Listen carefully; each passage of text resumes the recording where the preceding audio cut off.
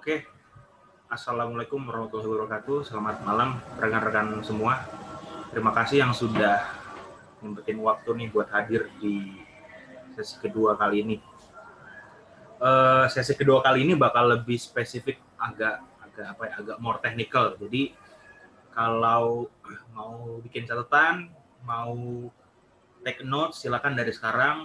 Mumpung masih ada waktu, mumpung masih introduction, karena ini sepertinya agak tingkat kesulitannya bagi yang pernah ikut workshop network analysis dan sebagainya, memakai GV, terus pokoknya workshop network analysis dan aktor analisis yang pernah kita lakukan kemarin, proses yang ini agak lebih kompleks. Jadi kalau ada yang mau ngambil catatan, mumpung masih ada waktu, silahkan. Terus buat rekan-rekan semua yang sudah hadir, saya mau ngasih informasi sedikit ya tentang, bentar, saya harus liatin ini.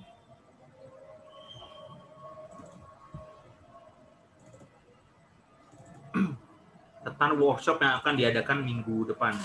Jadi buat teman-teman semua saya mau ngasih reminder, pendaftaran masih dibuka dan kita masih menerima peserta lah gitu. Nah, ini semoga udah kelihatan ya. Afrizal, udah kelihatan belum posternya? Belum Mas. Belum kelihatan.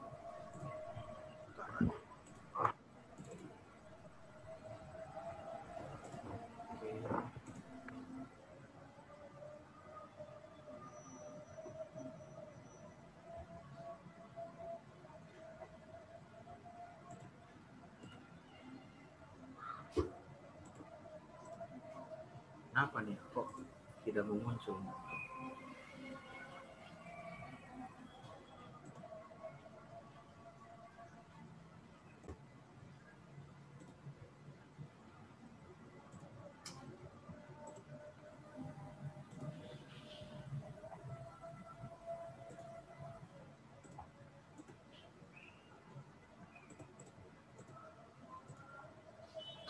Oke lah, kayaknya nggak bisa. Sulit nih. Oke. Pokoknya pendaftaran workshop masih dibuka. Kita masih membuka pendaftaran peserta. Sekali lagi, yang bakal diajarkan dalam 3 hari workshop itu adalah pertama, yang pasti pembuatan modelnya. Pembuatan modelnya itu sudah dikasih introduction, sudah dikasih briefnya di sesi minggu lalu. Lalu yang kedua, setelah modelnya jadi, modelnya harus bisa di-deploy nih ke data, ke big data. Maka materi keduanya adalah ngajarin teman-teman membuat model itu, dan model itu supaya punya bobot gitu. Jadi pembuatan model yang nanti memiliki bobot itu ada di part AHP dan ANP. AHP Analytical Hierarchy Process, ANP Analytical Network Process. Nah, AHP dan ANP itu apa? Spesifik dijelasin di sisi ini. Lalu ketiga, setelah teman-teman bisa membuat modelnya, lalu membuat pembobotannya, kalau di mix method berarti proses kualitatif pertama dari sequential mix method itu udah selesai tuh dengan bikin model dan bobot itu. Lalu adalah pengambilan data besar, pengambilan data dari internet. Itu materi ketiga. Nanti Mas Afrizal yang akan mengajarkan pengambilan data dari Twitter dan artikel. Jadi 2 jenis data nih. Kalau teman-teman yang kemarin ikut workshop yang pertama itu kan cuma 1 jenis data. Nah, ini sekarang 2 jenis data. Makanya tingkat kesulitannya agak lebih tinggi. Jadi ini harus serius nih di sini. Lalu yang ketiga yang keempat, setelah datanya diambil, bagaimana menggabungkan data itu dengan model yang sudah kita buat. Nah, disinilah proses kuantitatifnya di sini. Nanti outputnya teman-teman akan memiliki indeks sendiri gitu.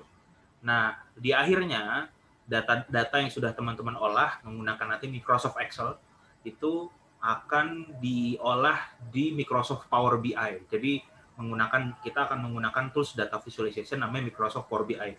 Nah, jadi kira-kira ada sekitar 5 tahap. Ini jadi workshopnya komprehensif banget nih. Ada sekitar 5 sequence yang akan kita lakukan sampai teman-teman bisa menghasilkan satu analisa kayak gitu. Nah, untuk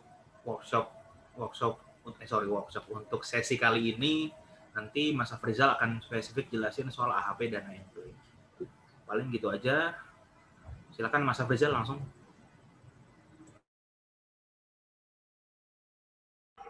Oke, izin share screen ya.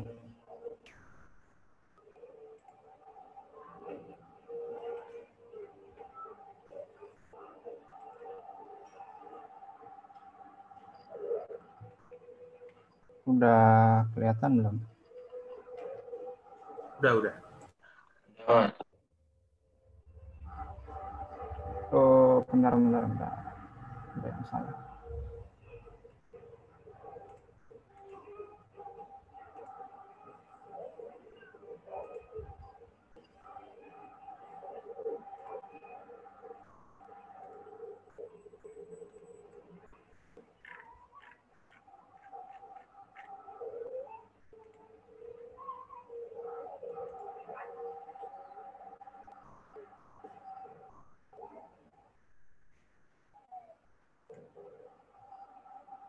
Oke.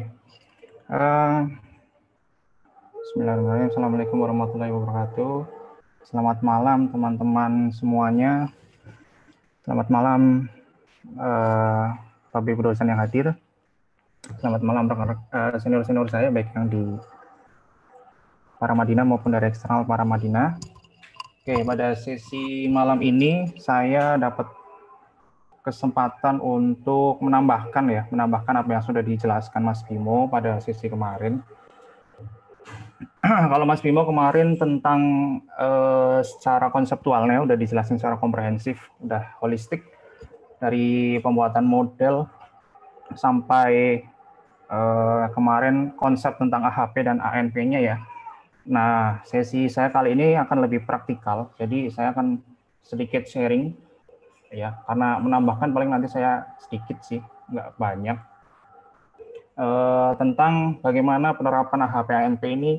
Kita akan nanti menggunakan software, bantuan tools, termasuk nanti apa bedanya ketika AHP itu diterapkan secara murni, kalau di dalam manajemen mungkin decision making prosesnya ya, atau kalau di ilmu komputer itu ada istilahnya DSS ya, decision support system, secara murni, dan nanti apa bedanya ketika kita terapkan dalam penelitian-penelitian sosial kita ya. Oke, lanjut aja. Jadi saya sedikit mereview apa yang kemarin sudah disampaikan sebenarnya sama Mas Bimo. Ada beberapa konsep kunci yang kita kemarin sudah diskusikan secara konsepnya ya, baik AHP dan ANP. Saya coba summarize jadi satu. Yang pertama, AHP ANP ini metode untuk memecahkan suatu situasi yang kompleks, tidak struktur ke dalam beberapa komponen dalam susunan hierarki atau network. Hierarki atau network itu ya AHP atau ANP.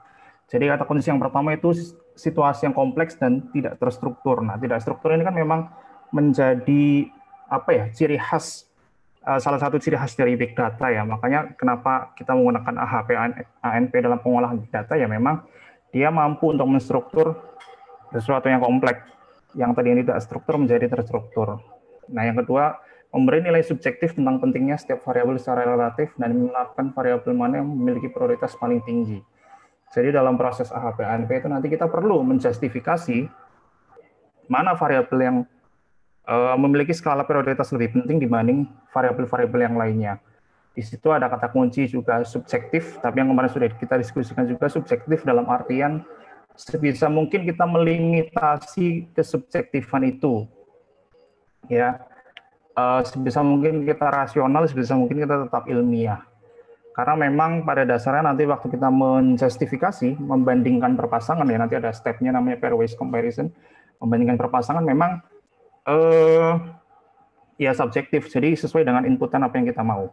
Cuma tetap kita batasi subjektifnya itu tetap ilmiah ya, dalam kaidah-kaidah ilmiah, makanya diperlukan model pada tahap awalnya. Kemudian yang ketiga, kemampuan untuk memecahkan masalah yang multi objektif dan multi kriteria berdasarkan pada perbandingan preferensi dari setiap elemen. Ya, kata kuncinya ada multi kriteria. Jadi di situ ya sesuai yang kemarin, ada variabel, ada indikator, itu kan multi kriteria. Dalam suatu penelitian kita terdiri dari variabel, indikator, itu kan multi kriteria. Kita strukturkan mana indikator yang skalanya lebih penting, mana yang penting kedua, penting ketiga, dan seterusnya. Ini beberapa konsep kunci yang kemarin sudah kita diskusikan. Saya mereview sedikit. Oke, next. Jadi dalam menyusun AHP ANP, AHP atau ANP ya, kita bisa pilih salah satu, sebenarnya nggak harus pakai dua-duanya, tergantung kasusnya, kasuistik. Paling tidak ada 6 langkah. Kalau secara algoritmanya, secara basic teorinya itu ada 6 langkah. Yang pertama menyusun struktur masalah dan mengembangkan model keterkaitan, ya, seperti sesi kemarin. Jadi pertama kita bikin modelnya dulu nih. Kita bikin struktur masalahnya seperti apa nih, pemetaan variabelnya seperti apa, pemetaan indikatornya seperti apa. Kemudian membentuk matriks perbandingan berpasangan, pairwise comparison. Nantinya setiap variabel dan indikator yang sudah kita tentukan, kita bandingkan satu sama lain. Antara variabel A, dia skala kepentingannya berapa derajat lebih penting dibanding variabel B, kemudian variabel B berapa derajat lebih penting daripada variabel C, dan seterusnya. Derajatnya juga perlu kita tentukan, apakah 2 kali lebih penting, 4 kali lebih penting. Nah, itu nanti AHP ANP itu menyediakan penentuan skala prioritas itu dari angka 1 sampai 9. Jadi kepentingannya dari nilai 1 sampai 9 derajat lebih penting itu nanti difasilitasi oleh AHP dan AMP. Kemudian yang ketiga menghitung bobot elemen ya. Ini termasuk dalam tadi perbandingan antar kriteria, kemudian kita justifikasi, kita judgment berapa nilai antar variabel itu yang kita bandingkan. Kemudian keempat menghitung rasio konsistensi. Nah, kenapa ini penting? Karena yang kita pertahankan nanti, jadi nanti ada indikator inkonsistensi ya, yang kita pertahankan sesuai teori dari Satie, itu tidak boleh lebih dari 10%. Kenapa 10%? Ya, artinya kalau lebih dari 10% nanti hasil akhirnya itu kurang valid. Berarti tidak, ketika kita masuk dalam proses judgment itu tidak konsisten. Tapi saya, Mas Bimo, dan teman-teman menetapkan ambang batasnya itu 5%. Lebih kecil. Karena apa ya? Supaya lebih valid, supaya lebih kokoh, lebih rigid bangunan konstruksi model yang kita tetapkan. Kemudian membuat supermatrix nanti akan dibantu di-generate oleh aplikasi yang akan kita pakai ya. Yang terakhir adalah sintesis. Sintesis itu adalah kesimpulan akhir dari seluruh proses kita menentukan struktur masalahnya, modelnya, variabelnya, kita menentukan kriterianya, kita menentukan alternatifnya, itu nanti akan menghasilkan sebuah sintetis kesimpulan. Jadi keputusan mana yang akan kita ambil ya sesuai dengan justifikasi yang kita berikan. Oke, selanjutnya ada struktur dasar dalam HPANP. Itu ada 3 struktur ya, atau yang kita disebut cluster ya. Jadi minimal strukturnya itu ada 3. Yang pertama goal, kriteria, alternatif. Goal ini apa yang ingin kita capai. Kriteria adalah ya kriteria apa yang kita tetapkan dalam memutuskan suatu masalah. Alternatif ini adalah pilihan-pilihan alternatif keputusan yang akan kita gunakan. Nah, sebagai contoh di sini, misalnya kita akan beli suatu barang. Ya, kita misalkan nih masuk marketplace nih, Shopee gitu ya, mau beli baju gitu. Nah, di situ kan banyak tuh nanti muncul ketika kita masukkan keyword, contohnya misalkan baju pantai gitu ya. Itu kan di situ banyak seller, terus banyak pertimbangan harga, kualitasnya, garansi gitu ya. Nah, harga, kualitas, garansi itu kita tetapkan sebagai kriteria. Seller-seller yang banyak itu kita tetapkan sebagai alternatif. Jadi kita akan memutuskan nih ceritanya, mana penjual yang kita pilih ya, mana seller yang kita pilih untuk beli baju pantai, katakanlah seperti itu. Jadi kita tetapkan strukturnya menjadi 3 ini. Goal-nya adalah kita akan memilih penjual mana yang akan kita pilih ya. Kriterianya adalah harga, kualitas, dan garansi. Alternatifnya Misalkan di sini ada 3 penjual ya, kita akan bandingkan antara satu penjual dengan penjual lain. Nah, kriteria dan alternatif ini kan di contohnya ada 3. Sebenarnya nggak menutup nggak ada batasan pasti ya harus berapa gitu. Nggak ada, itu di situ banyak kriteria, bisa banyak, alternatif juga bisa banyak. Tapi semakin banyak maka akan semakin kompleks nanti ketika kita menentukan perbandingannya, pairwise comparison-nya. Ini adalah struktur dasar dari AHP. Jadi kalau AHP kita lihat itu dia hierarkis ya, dari atas ke bawah. Dari goal, kriteria, atas ke bawah itu dia hierarkis. Nah, perbedaannya dengan ANP, secara teoritis, ANP mengizinkan kita untuk yang pertama itu ciri khasnya adalah feedback ya. Jadi ketika yang pertama tadi kita hanya membandingkan dari kriteria, misalkan harga nih, harga antara seller A mana yang lebih mahal, seller B, seller C kita bandingkan, dan seterusnya, kualitas, garansi. Nah, berbeda dengan ANP kita bisa membandingkan alternatif terhadap kriteria. Jadi nggak cuma dari satu sisi ya, misalkan dari harga, kemudian antar seller itu diperbandingkan. Tapi dengan ANP diizinkan bagi kita adalah misalkan seller A ini kita bandingkan, misalkan brand atau yang kita kenal seller A ini dia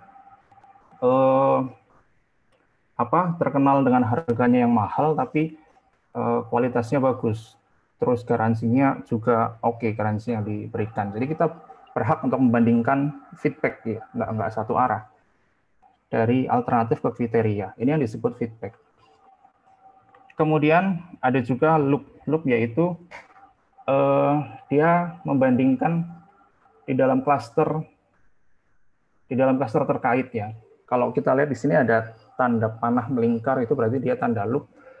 Artinya, kalau di sini saya kasih contoh bahwa quality itu kita bandingkan juga atas konstruksi dari price dan warranty. Jadi kualitas dibilang bagus ketika harganya itu masuk akal dan ada garansinya. Gitu. Nah, kalau misalkan price-nya mahal tapi garansinya misal nggak bagus ya, nggak ada garansinya gitu, berarti kualitasnya lebih rendah. Itu secara konsep seperti itu. Nah, mungkin kalau secara konsep ini agak jelimet gitu ya, agak pusing. Cuma dalam praktiknya biasanya akan lebih mudah. Jadi saya coba demokan sedikit pakai tools-nya. Sebentar, saya buka dulu.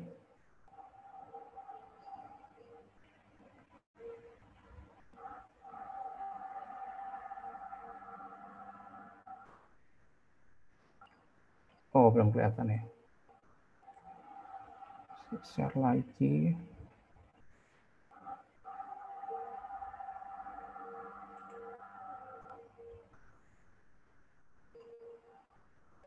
Oke, kita menggunakan tools namanya Super Decision. Jadi tampilannya seperti ini. Pertama kita akan menentukan, kita buat dulu klasternya. Ada 3 klaster, ada klaster goal, kriteria, dan alternatif. Ya. Kemudian masing-masing klaster kita beri yang namanya nodes. Ya, nodes ini ya ini bestsellernya, price, quality, warranty, seller A, seller B, seller C ini sebagai nodes. Kemudian ketika struktur, ini yang dinamakan sebagai kita membuat model, kita membuat struktur masalahnya. Ketika model atau struktur ini sudah jadi, maka step selanjutnya adalah apa yang disebut sebagai pairwise comparison ya, perbandingan perpasangan. Contohnya seperti ini.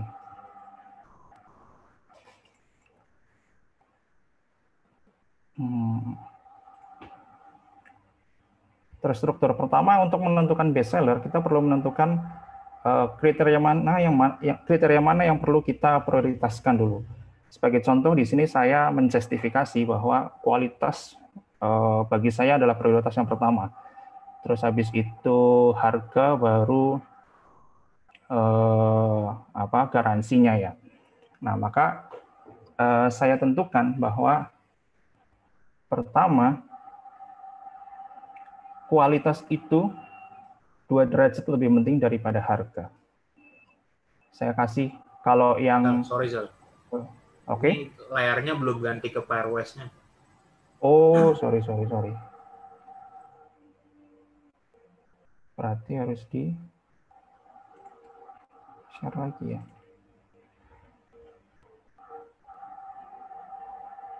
Ini nggak ada yang share seluruh screen ya.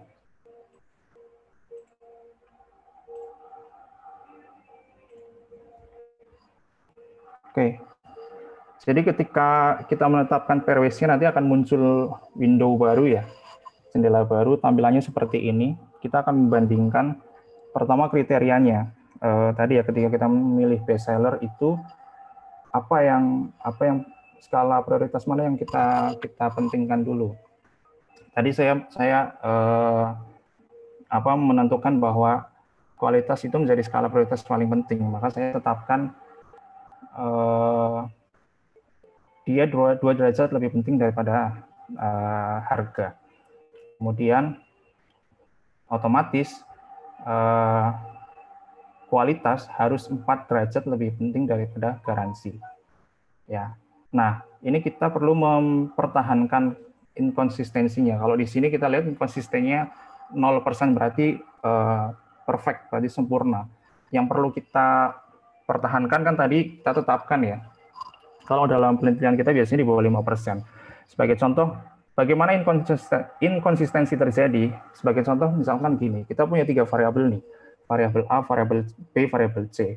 Ketika kita menentukan variabel A 2 derajat lebih penting daripada variabel B, berarti variabel B 2 derajat lebih penting daripada variabel C, maka A dan C harus 4 kali lipat, berarti kan 2 kali lipatnya ya. Nah, inkonsistensi terjadi ketika membandingkan B dan C, misalkan B adalah 8 kali derajat lebih penting daripada C. Itu kan sudah nggak konsisten ya. Kita coba ya, misalkan kita randomize ini. Nah, kita lihat di sini konsistensinya 0,48, berarti 50%. Berarti judgement kita ini nggak konsisten ya. Ini yang kita harus hindari. Maka inkonsistensinya ini harus kita jaga. Kalau bisa di bawah 5%, semakin kecil semakin sempurna. 0 berarti itu sempurna, berarti judgement kita ya sempurna ya, tidak ada kesalahan di situ. Oke, saya balik lagi.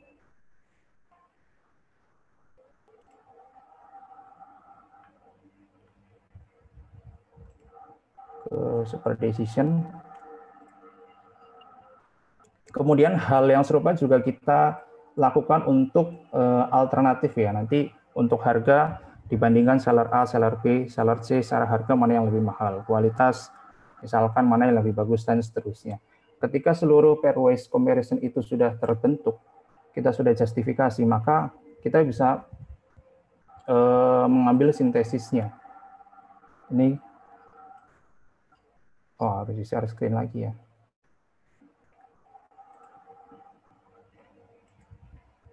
Bentar, saya share lagi.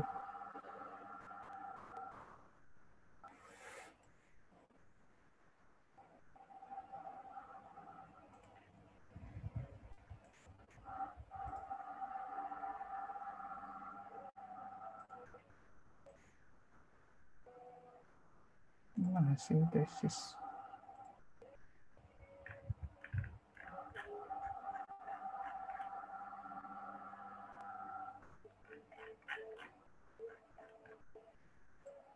Oke, ini agak nggak muncul. Saya balik ke PPT-nya dulu.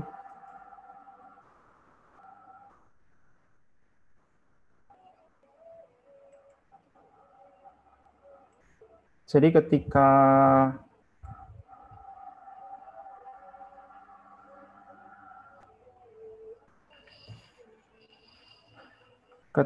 prosesnya tadi sudah selesai, proses perbandingan sudah selesai, kita lihat di sini ada sintesis ya. Nanti akan muncul sintesis, yaitu kesimpulan akhir.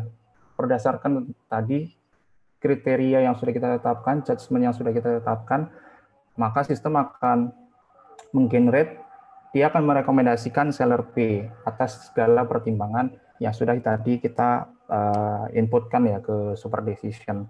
Nah, setiap ada perubahan skala prioritas itu, maka akan ada perubahan juga di sintesisnya. Jadi maka yang disebut subjektifnya itu di situ ya. Kita menetapkan berdasarkan skala prioritas yang kita pilih, skala prioritas yang kita tetapkan. Nah, ini contoh bagaimana basic konsep dari AHP dan ANP itu bekerja secara basic konsepnya ya, secara algoritma seutuhnya. Nah, sekarang apa bedanya ketika kita menerapkan AHP ANP ini untuk penelitian big data kita, penelitian sosial kita menggunakan data-data dari big data. Saya menggunakan contoh dari penelitian saya ya. Kalau kemarin Mas Bimo udah pamer penelitiannya ya, saya sekarang giliran saya pamer penelitian saya gitu. Jadi ini adalah model yang saya pakai dalam penelitian saya. Saya pakai teori utamanya itu pakai structural power-nya Susan Strange. Terus saya kombinasikan dengan teorinya dependensi. Itu menghasilkan variabel dan indikator seperti ini. Yang biru itu variabel, kemudian saya pakai 2 layer, ada di bawahnya indikator abstrak dan di bawahnya lagi indikator yang operasional yang nanti kita gunakan untuk mencari datanya. Nah, secara singkat, model yang saya bangun itu skala prioritas yang saya pakai itu berdasar teorinya Cardoso kan, karena saya meneliti dependensi, bahwa dependensi itu pintu masuknya berawalnya itu awalnya dari arus dana asing yang masuk ke suatu negara tertentu ya, maka saya tetapkan finance nantinya adalah sebagai skala prioritas yang paling penting, yang paling pertama karena masuknya dari situ. Kemudian finance itu aliran dana itu masuk membawa skill, membawa kemampuan lah ya secara teknis yang bisa pada akhirnya membuat struktur produksi itu lebih efektif dan efisien. Maka knowledge production. Nah, konteksnya dalam digital itu kan di situ ada cyber security juga ya. Kalau di Susan Strange itu kan ada security, dia bicara soal militer, saya pakai, tapi sedikit saya adaptasi ya tentang keamanan cybernya. Keamanan cyber ini kita berbicara tentang pengamanan data. Nah, penguasaan akan data ini kan juga akan mendorong produksi itu kan semakin efektif, makin efisien lagi. Ya, secara singkat seperti itu penetapan skala prioritas yang saya tetapkan ya, kita ambil contohnya untuk variabelnya aja. Maka saya masukin nih ke super decision ya. Saya judgment. Saya bandingkan antar variabel. Jadi perbandingannya itu bukan hanya sebatas mana lebih penting pertama, kedua, dan seterusnya ya, tapi ketika misalkan kita membandingkan yang pertama variabel finance, ya yang saya singgung tadi ya, dia pentingnya itu berapa derajat dibanding knowledge. Finance itu pentingnya berapa derajat dibanding production. Finance itu pentingnya berapa derajat dibanding cyber security, dan seterusnya. Untuk yang lain juga seperti itu. Ya, jadi ini adalah data-data yang akan kita gunakan nanti untuk mengolah data-data big data yang nanti kita akan ambil. Nah, saya dapat bobot nilainya seperti ini. Kalau kita lihat di sini, bobot nilai yang paling besar itu adalah finance ya. Finance, kemudian knowledge, cyber security, dan production. Nah, untuk penelitian sosial, untuk penelitian menggunakan big data, cukup sampai di sini sebenarnya proses AHP dan ANP yang kita pakai. Jadi tidak sepanjang tadi yang sudah saya jelasin ya. Tadi basic konsepnya seperti itu, algoritma dasarnya seperti itu, tapi kita gunakan enggak keseluruhan, hanya prinsip-prinsip prinsip-prinsip yang akan kita pakai untuk mengolah data, untuk membantu kita mengolah data big data dalam penelitian kita nanti. Jadi setelah saya dapatkan angka-angkanya ini, saya masukin ke sebuah rumus, suatu rumus ya. Kemarin Mas Bimo nggak mau ngasih, kayak saya sedikit kasih spoiler. Jadi ini data yang udah contoh data yang udah saya olah ya. Jadi angka-angkanya ini saya masukin ke dalam perhitungan di Excel, di data-data yang sudah kita kumpulin, nanti kita bentuk modelnya, kita proses datanya, kita masukin angka-angkanya seperti ini contohnya. Nah, untuk model ANP-nya ya, kalau kita lihat model yang saya pakai di sini kan udah berjejaring ke sana kemari ya, maka di sini saya pakai ANP. Nah, model yang saya bangun di super decision-nya itu sebagai berikut.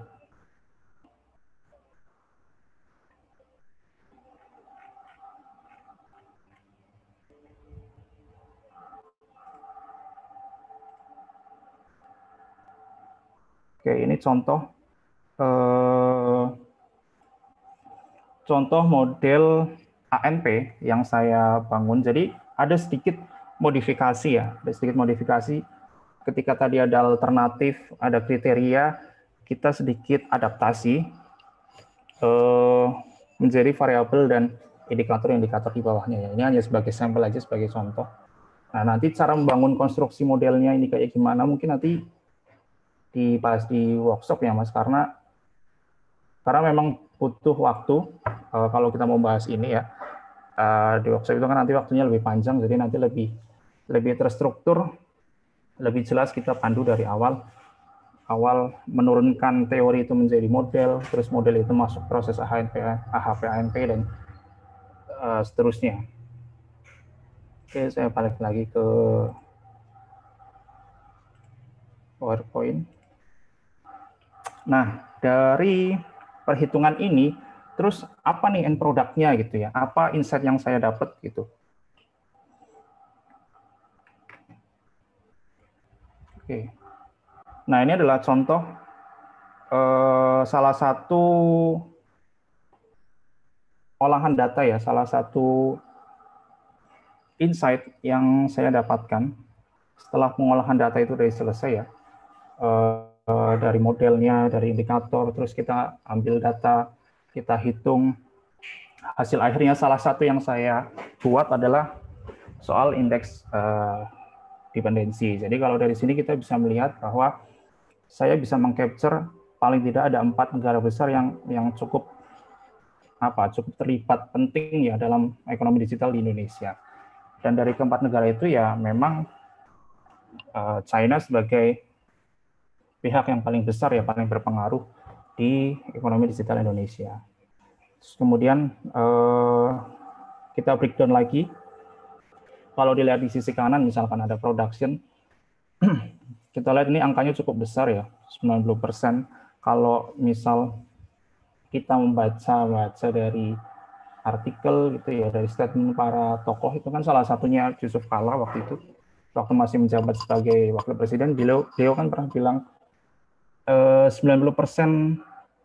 produk yang beredar di marketplace Indonesia itu katanya kan dari Tiongkok, dari China ya. Pada akhirnya saya mengamini, saya meyakini berdasar hasil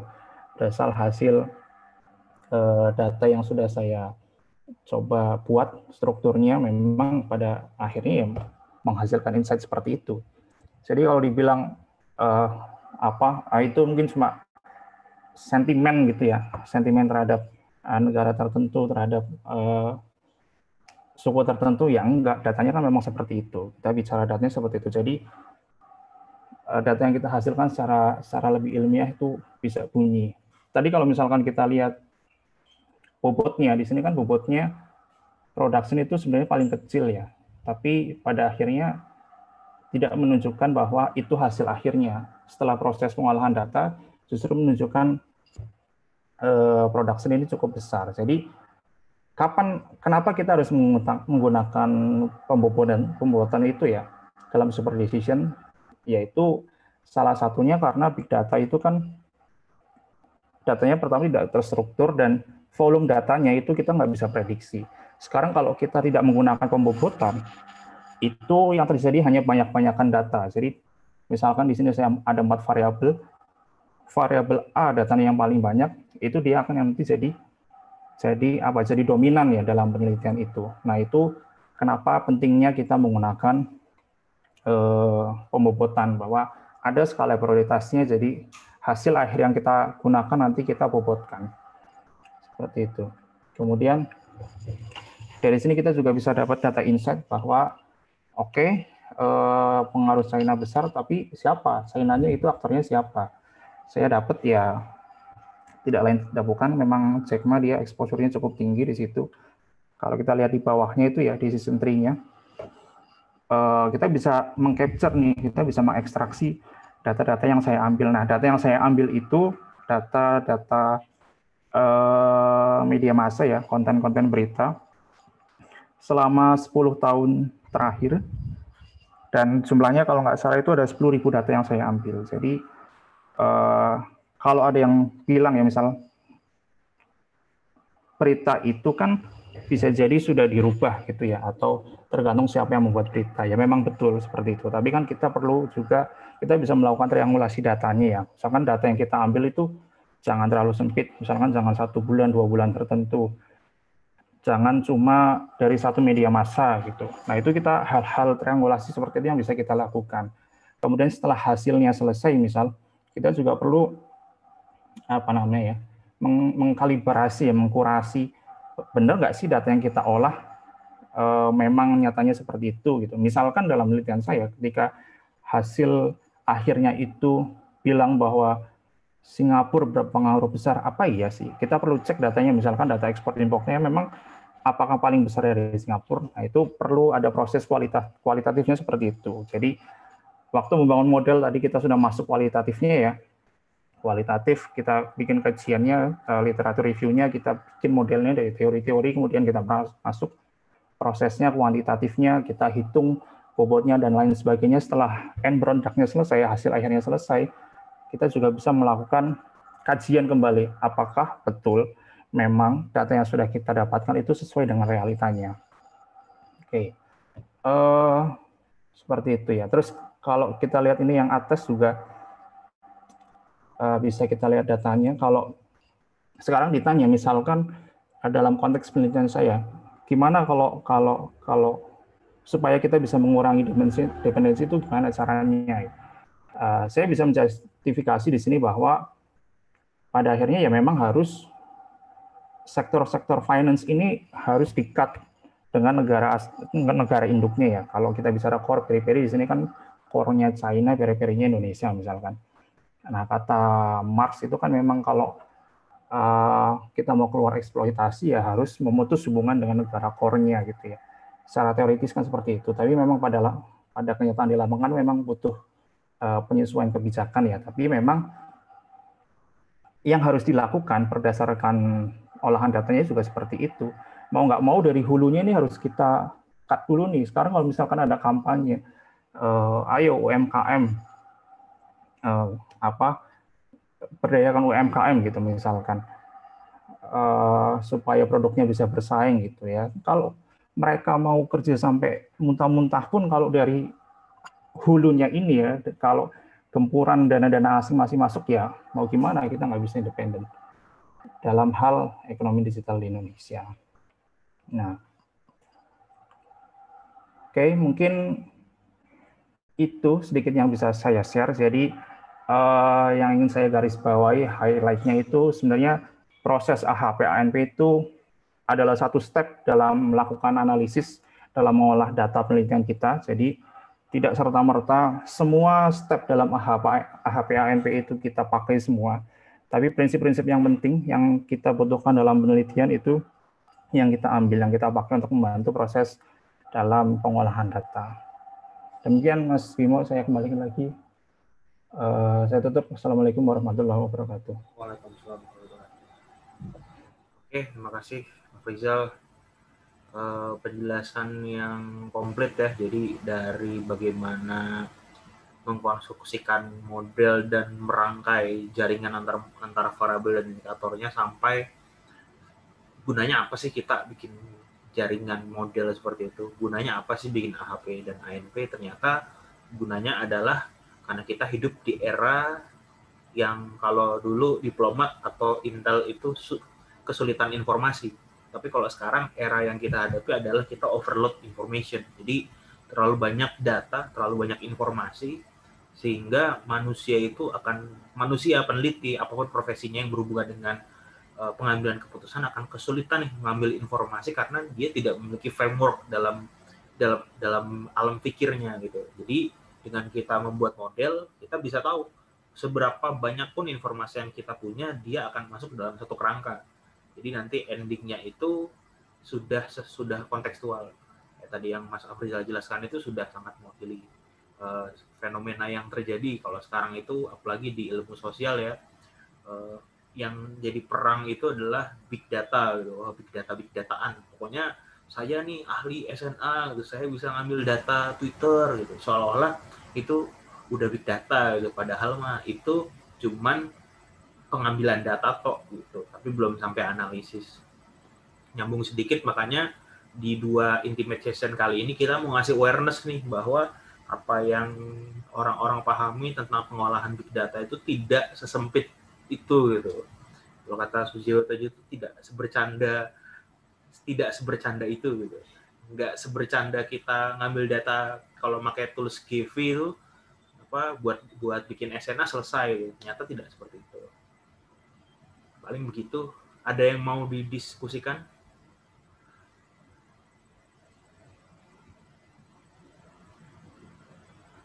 Dari materinya mungkin mau dikomen, ada yang mau berkomentar?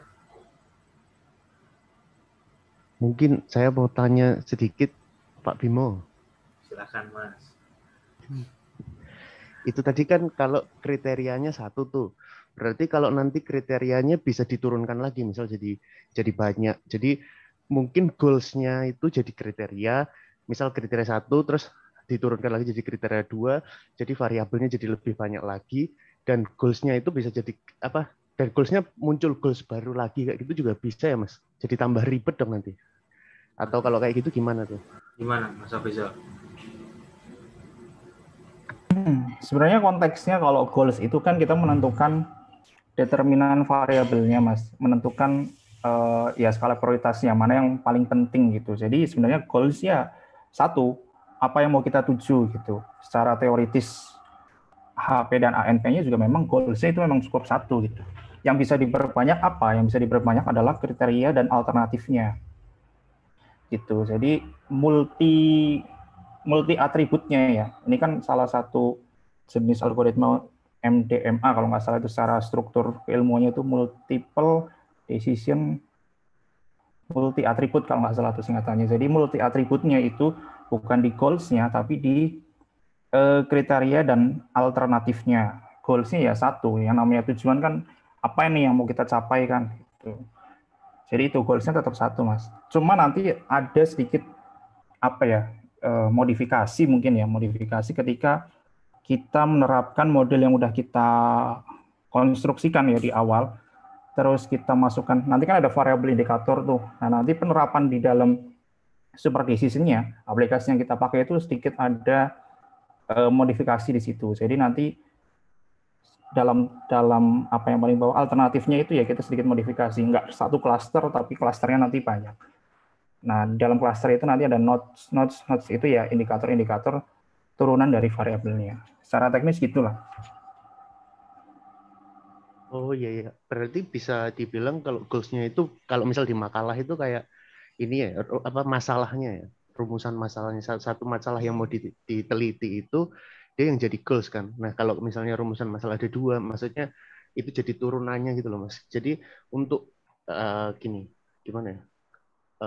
Jadi misal saya mau buat satu makalah dan saya punya rumusan masalahnya ada 2 dan itu turunannya, misalnya gimana? Contohnya saya belum dapat sih. Nah, misal ada dua turunan masalah yang harus, misal bisa saja ada perubahan apa tadi? Perubahan model yang kayak Mas bilang tadi ada apa variasi baru atau tiap goals baru yang diciptakan itu merubah model lah kayak gitu tuh. Nanti sintesisnya itu gimana ya, Mas? Apakah ya saya nangkap, Mas. Saya nangkap. Jadi seperti yang saya tadi bilang ya, bahwa ada sedikit apa ya ibaratnya ya, sedikit adaptasi ketika kita mempelajari AHP, ANP secara base konsepnya ya, dengan penerapannya di dalam penelitian kita, penelitian sosial kita. Nah, yang Mas singgung tadi adalah apa? Pertanyaan penelitian ya, rumusan masalah. Itu perlu di breakdown bukan di goals-nya, tapi di modelnya, struktur modelnya, struktur variabel indikatornya. Itu perlu di breakdown di situ. Kalau kita bicara goals itu hanya sebagai apa ya? Kalau misalkan kita pakai dalam penelitian sosial kita ya, goals itu kita hanya menentukan variabel mana yang skala prioritasnya itu paling penting. Udah sampai situ aja gitu loh. Nggak sampai sintesis. Sintesis itu adalah hasil akhir penelitian kita. Jadi setelah proses pembobotan selesai, setelah data udah diambil, angkanya dimasukin, kita dapat insight, itu adalah sintesis. Jadi sintesis yang dipakai bukan sintesis seperti yang saya kasih contoh di awal, itu AHP secara murninya seperti itu, sampai sintesis gitu loh. Tapi dalam penelitian kita nggak sampai sintesis akhir setelah pakai AHP selesai, kemudian tinggal dirun sintesisnya muncul, itu adalah jawaban pertanyaan penelitian kita, enggak sampai situ. Jadi di situ masih AHP dan ANP itu adalah satu step dari sekian banyak step penelitian yang kita lakukan gitu Mas. Pertanyaan penelitian itu perlu di breakdown-nya itu bukan di goals-nya tapi di struktur modelnya, variabelnya, indikatornya gitu. Mungkin Mas Bimo ada tambahan? Ada istilah variable dependent dan independent tuh. Kalau yang variable independent itu, misalkan kita mau bikin satu research question, misalkan apakah kesukuan seseorang mempengaruhi tingkat penerimaan wanita gitu. Jadi orang yang sukunya, berarti hipotesisnya suku Jawa itu memiliki acceptance rate di antara wanita. Misalkan Mas Galih ini orang Jawa nih, karena Mas Galih orang Jawa, saya orang Jakarta, oh Mas Galih akan lebih bisa diterima oleh wanita. Nah itu kan itu kan hipotesisnya. Nah dari hipotesis itu kan kita bisa breakdown mana variable dependent, mana variable independent. Variable dependent adalah variable yang dipengaruhi. Berarti variabel yang dipengaruhi itu misalkan kesukuan terhadap acceptance rate wanita gitu. Yang dipengaruhi adalah acceptance rate, itu jadi variabel dependent. Sedangkan variabel independennya adalah suku. Nah, berarti yang kita teliti kan dalam penelitian bukan yang independen, tapi yang dependent. Nah, itu yang maksudnya Mas Afrizal itu di breakdown dalam variabel dan indikator, yang nanti variabel indikator itu jadi research question. Atau misalkan soft power. Nah, soft power itu didorong oleh 3 aspek. Pertama itu beauty, terus bedigen, terus yang ketiga itu ada brilliance gitu. Jadi masing-masing keindahan budaya, terus bedigen itu kemampuan beramal ya kalau dalam bahasa Indonesia secara tekstual, tapi kemampuan beramal tuh maksudnya kemampuan invest, atau brilliance itu artinya kecakapan, performa, berarti kemampuan sebuah negara untuk melakukan produksi manufaktur misalkan kayak gitu. Nah, soft power itu adalah satu konsep yang jadi variable dependent. Variable yang dependent itu dipengaruhi oleh variable independent yang 3B itu. Nah, yang kita teliti kan sebenarnya dalam penelitian itu 3B-nya itu. Soft power-nya itu hanya jadi satu kerangka. Jadi yang dimaksud Mas Afrizal itu goals itu hanya untuk kita mempermudah kerangka apa yang mau kita buat gitu. Kalau kita nggak punya goals, kita kan sulit nih bikin kerangka. Ibaratnya kalau Mas Galih buka Google Maps tapi tidak tahu destination-nya kemana, ya sulit. Google Maps mau ngasih framework kan kayak gitu, mau ngasih jalan. Mudah-mudahan menjawab deh. Ya, wah, iya Mas, jadi terbuka. Ini pikiran saya.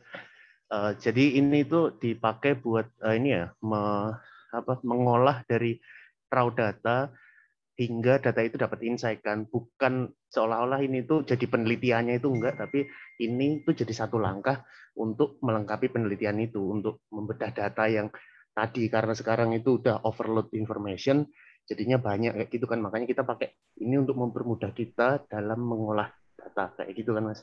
Betul, Mas. Betul. Itu hanya satu step dari sekian step yang perlu kita lalui. Intinya di situ, kuncinya di situ. Kalau penelitian mixed method, ya berarti ini jadi satu step, betul. Jadi misalkan mixed methodnya yang quali dulu baru kuanti. Nah, ini adalah proses kualitatifnya, bikin model itu. Tapi misalkan Mas Galih nggak mau mixed method, saya mau bikin kualitatif aja gitu. Nah, ini AHP ini maksudnya pembuatan model itu kan juga sebuah penelitian kualitatif. Jadi sebenarnya apakah ini cuma satu step atau the whole step itu depend sama metodologi yang kita pilih, metode pengambilan data yang akan kita pilih kayak gitu. Siap-siap. Terima kasih Mas Bimo dan Mas Afrizal.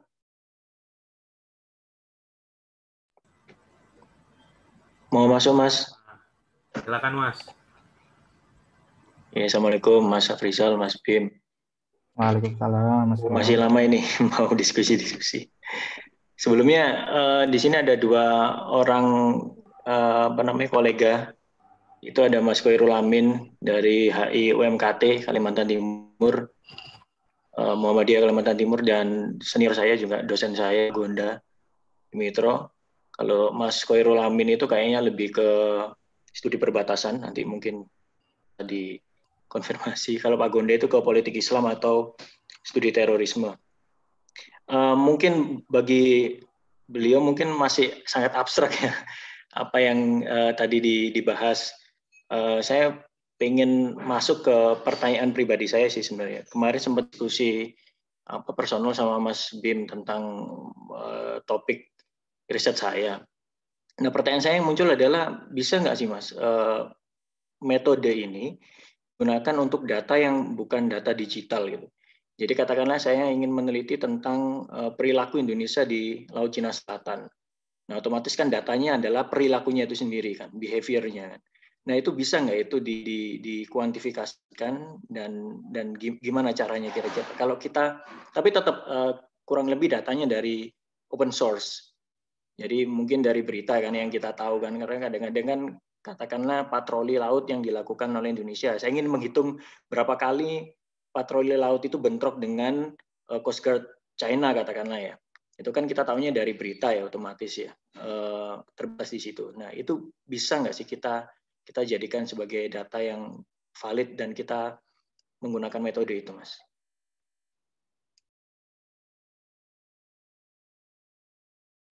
Mas Bimo dulu, monggo coba. Aku dulu. Oh ya wis. Bisa Mas. Jadi metode itu kan sebenarnya kayak pisau untuk kita memotong sebuah buah nih. Nah, buahnya apa itu terserah yang tersedia sebenarnya. Kebetulan buah yang kami pakai itu buah yang paling murah, yang paling yang paling tidak membutuhkan interaksi keluar rumah, yaitu pengambilan data digital. Cuman misalkan ada peneliti-peneliti lain yang menganggap bahwa data yang lebih valid itu ya data lapangan gitu, itu nggak masalah, itu bisa banget. Nah, sekaligus saya mau ngasih konteks nih buat tadi teman-teman yang Mas Dion yang sudah datang ini sebenarnya ngomongin apa sih sebenarnya kan kayak gitu. Kalau saya berusaha ngasih konteks, data itu kan bisa berupa apapun. Data itu bisa berupa teks dari artikel, data itu bisa berupa teks dari Twitter, atau data itu kan data sekunder gitu. Kalau Twitter kan data primer. Atau data itu juga bisa berbentuk hasil interview Mas Dion di lapangan. Mas Dion nginterview seseorang, lalu dicatat di Microsoft Word gitu kan. Nah, itu kan juga jadi data gitu. Atau misalkan Pak Gonda melakukan FGD dengan polisian atau dengan pihak terkait. Hasil verbatimnya itu kan kalau dituliskan dalam Microsoft Word berarti kan menjadi sebuah data. Nah, konteksnya yang lagi dijelaskan hari ini adalah data-data itu kan bentuknya berbeda-beda. Data teks itu kan sifatnya unstructured.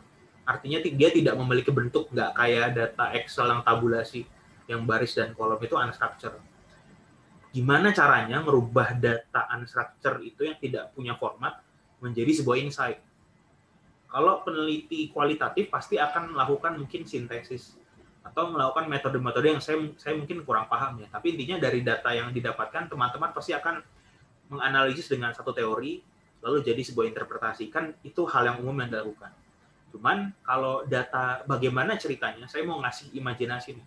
What if jika data itu yang Mas Dion dan teman-teman sudah kumpulkan dari FGD, dari interview, itu ditaruh dalam Microsoft Excel per kolom, per row. Jadi interview dengan Pak ini dalam satu kolom, dalam satu row. Interview dengan institusi ini ditaruh dalam satu row. Itu semua data itu dalam satu row Excel. Lalu kita harus bikin kuantifikasi. Nah ini karena kita mau bikin kuantifikasi, misalkan kita mengukur indeks middle powership lah, misalkan kayak gitu. Kita mau mengukur seberapa tinggi sih middle powership-nya Indonesia di zaman Jokowi menggunakan data interview. Nah, data-data itu kan harus jadi angka, Mas. Supaya data itu jadi angka indeks, misalkan middle profit Jokowi itu besar 70%. Angka 70% itu kan datang dari proses perhitungan kan. Nah, supaya data yang tidak terstruktur itu, data interview, data FGD, itu bisa quote-unquote ngomong sama komputer, dia harus ada kodenya, harus ada angkanya, supaya dia bisa berubah dan dia bisa diproses dalam sebuah rumus. Nah, itulah gunanya sesi hari ini. Kita konteksnya lagi mencoba mengajarkan gimana sih metode merubah sesuatu yang unstructured menjadi structured.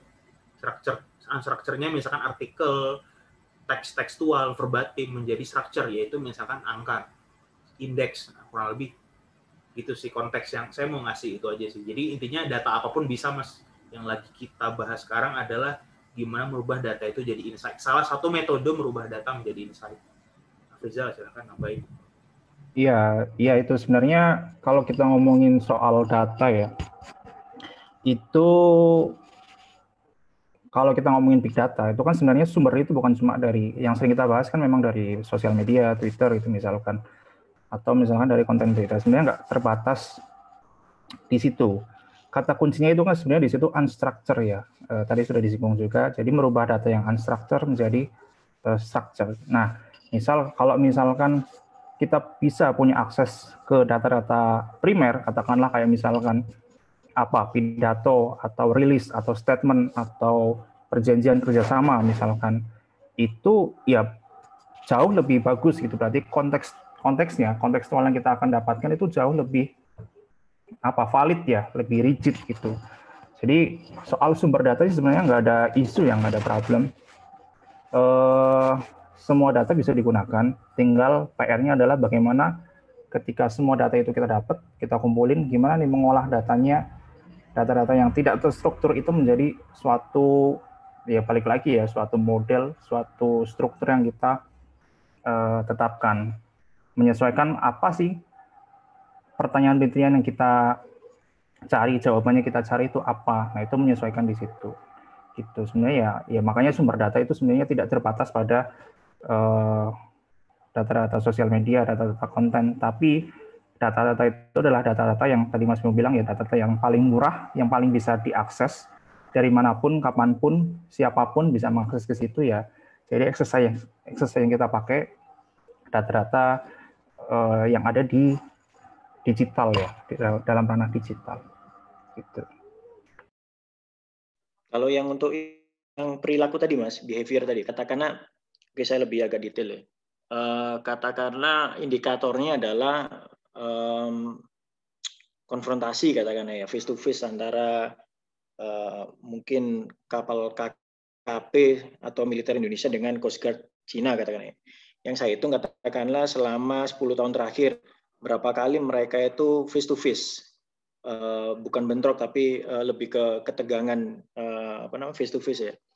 Nah, katakanlah 10 tahun, tapi kan yang saya pikirkan adalah itu kan bukan big data ya. Dalam artian ini yang saya tanyakan kemarin ya.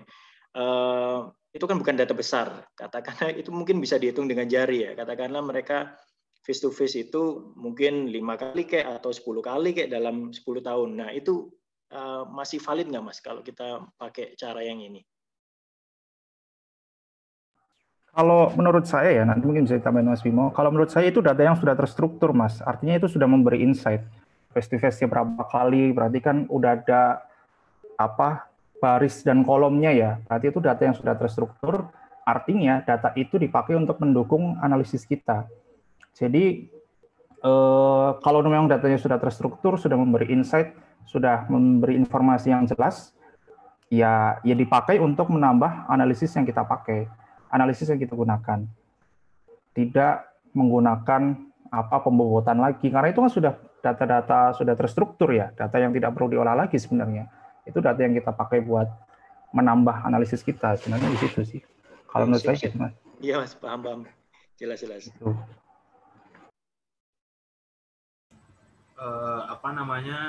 Paling karena udah clear ya. Ada perbedaan agak fundamental antara big data dan data science. Nah, itu menarik tuh untuk jadi premis bahasa. Kalau big data itu sebenarnya berasal dari kata data. Cuman di depannya ada big. Nah, ukuran big ini apa sih sebenarnya? Kalau teman-teman yang ikut di grup WA itu kan saya share video waktu kelas saya yang sebelumnya tentang big data dalam penelitian hubungan internasional. Itu kan big itu parameternya ada volume, variety, velocity. Volume itu berarti besarnya data, datanya besar. Terus misalkan variety berarti jenis data atau jenis struktur datanya. Wah, saya ngumpulin data artikel, data media sosial, data penelitian lapangan yang semua itu strukturnya berbeda-beda gitu. Itu variety. Terus ketiga velocity. Velocity artinya datanya itu punya kecepatan stream. Maksudnya lebih real time. Kita dapat data hari ini sudah bisa menggambarkan behavior.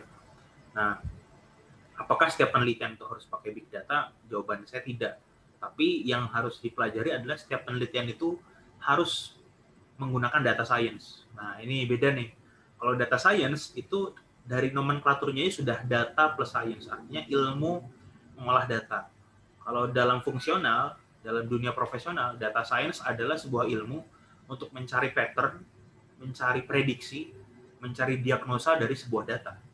Nah, Mas Dion punya datanya cuma 10 row, misalkan cuma punya 5 row. Selama diolah dengan metode data science, itu tetap valid. Jadi sebenarnya yang saya pengen luruskan mungkin ke banyak orang juga adalah kita jangan bermain di terminologi big datanya gitu, karena itu sudah overuse banget gitu, dan tidak setiap data yang besar itu tidak menjamin insight yang juga bunyi kan kayak gitu. Jadi tapi lebih menarik itu data science, karena data science itu ilmu yang membedah pattern dari sebuah kejadian, dari sebuah data. Nah, mau datanya berapapun itu bisa gitu, selama kita punya skill data science-nya. Salah satu skill data science yang harus dimiliki adalah pembuatan model ini gitu. Kurang lebihnya gitu sih, tambahan konteksnya Mas kasih. Ya Mas, makasih banyak Mas. Ya, mungkin Pak Gonda atau Mas Amin. Saya tadi dari jalan ini sambil dengar, meskipun mungkin nggak ngikuti secara full.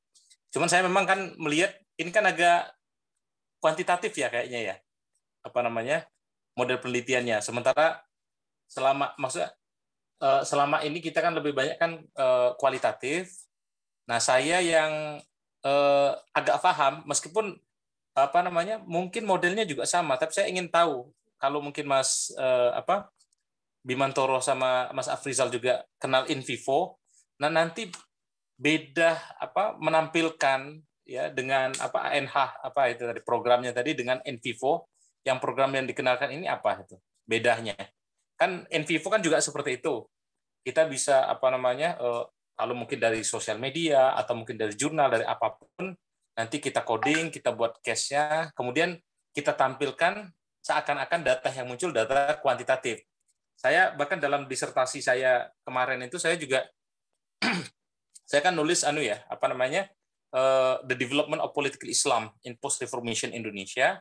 Nah, ketika bicara tentang perkembangan politik Islam Indonesia, saya dengan in vivo itu bisa menggambarkan ya dari masa Orde Lama sampai era Jokowi ini ya dengan beberapa variabel tadi. Kemudian setelah saya coding itu ketemu kapan politik Islam naik, kapan dia turun,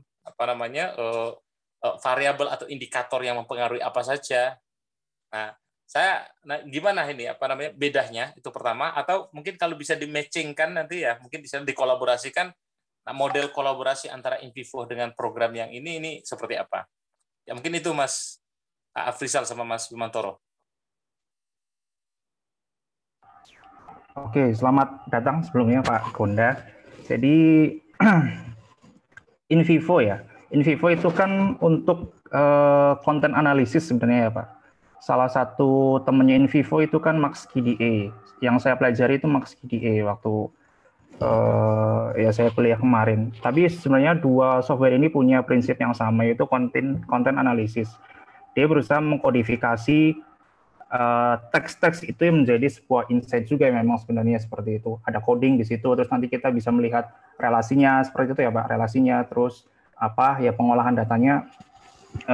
Sebenarnya memang mirip-mirip secara prinsip, ini memang mirip. Kita sama-sama konten analisis, Cuma yang membedakan nanti adalah outputnya atau hasil akhirnya. Kalau untuk in vivo atau MaxQDA atau konten analisis ya, aplikasi-aplikasi sejenis itu kan dia lebih ke apa ya? Kita menganalisis teks tertentu atau interview tertentu, video tertentu, di dalamnya kita mengekstraksi konten-konten apa aja yang aspek-aspek apa aja yang muncul dalam konten itu, dalam konten yang kita analisis. Nah, perbedaannya sebenarnya soal datanya ini, Pak. Kalau kita menggunakan pendekatan apa ya ibaratnya big data ini yang menggunakan AHP, ANP, ini kita pertama dari proses pencarian datanya itu sudah berbeda. Pencarian datanya ini kita setelah model tadi kita sudah buat, dari awal itu sudah beda ya. Kalau konten analisis yang pakai in vivo itu kita mengekstraksi dari sebuah tulisan, sebenarnya tulisan itu bicara apa aja sih, aspek apa aja, kan pada dasarnya seperti itu.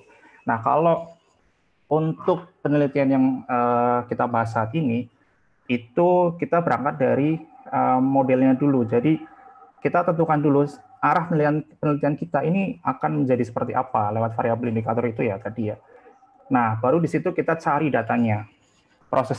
Perbedaan prosesnya sebenarnya di situ. Kita cari datanya menggunakan pendekatan keyword-keyword, terus kita grab datanya, kemudian kita modelkan. Jadi dari awal ini sudah berbeda. Proses pencarian datanya, modelnya itu berbeda. Kalau in vivo itu berdasar kita sudah punya teksnya, kita sudah punya datanya, kita analisis. Ini datanya kita dari awal belum punya, kita cari pencarian datanya sesuai dengan konteks apa yang kita mau, terus baru masuk pembobotan dan lain sebagainya. Output datanya pun nanti bisa lebih bervariasi. Kalau misalkan kita pakai metode yang kita bahas saat ini, nanti output datanya itu kita bisa menyusun yang namanya sentiment analysis, stakeholder map, stakeholder allegiance, kemudian kita bisa melakukan prediktif juga dari data yang kita ambil.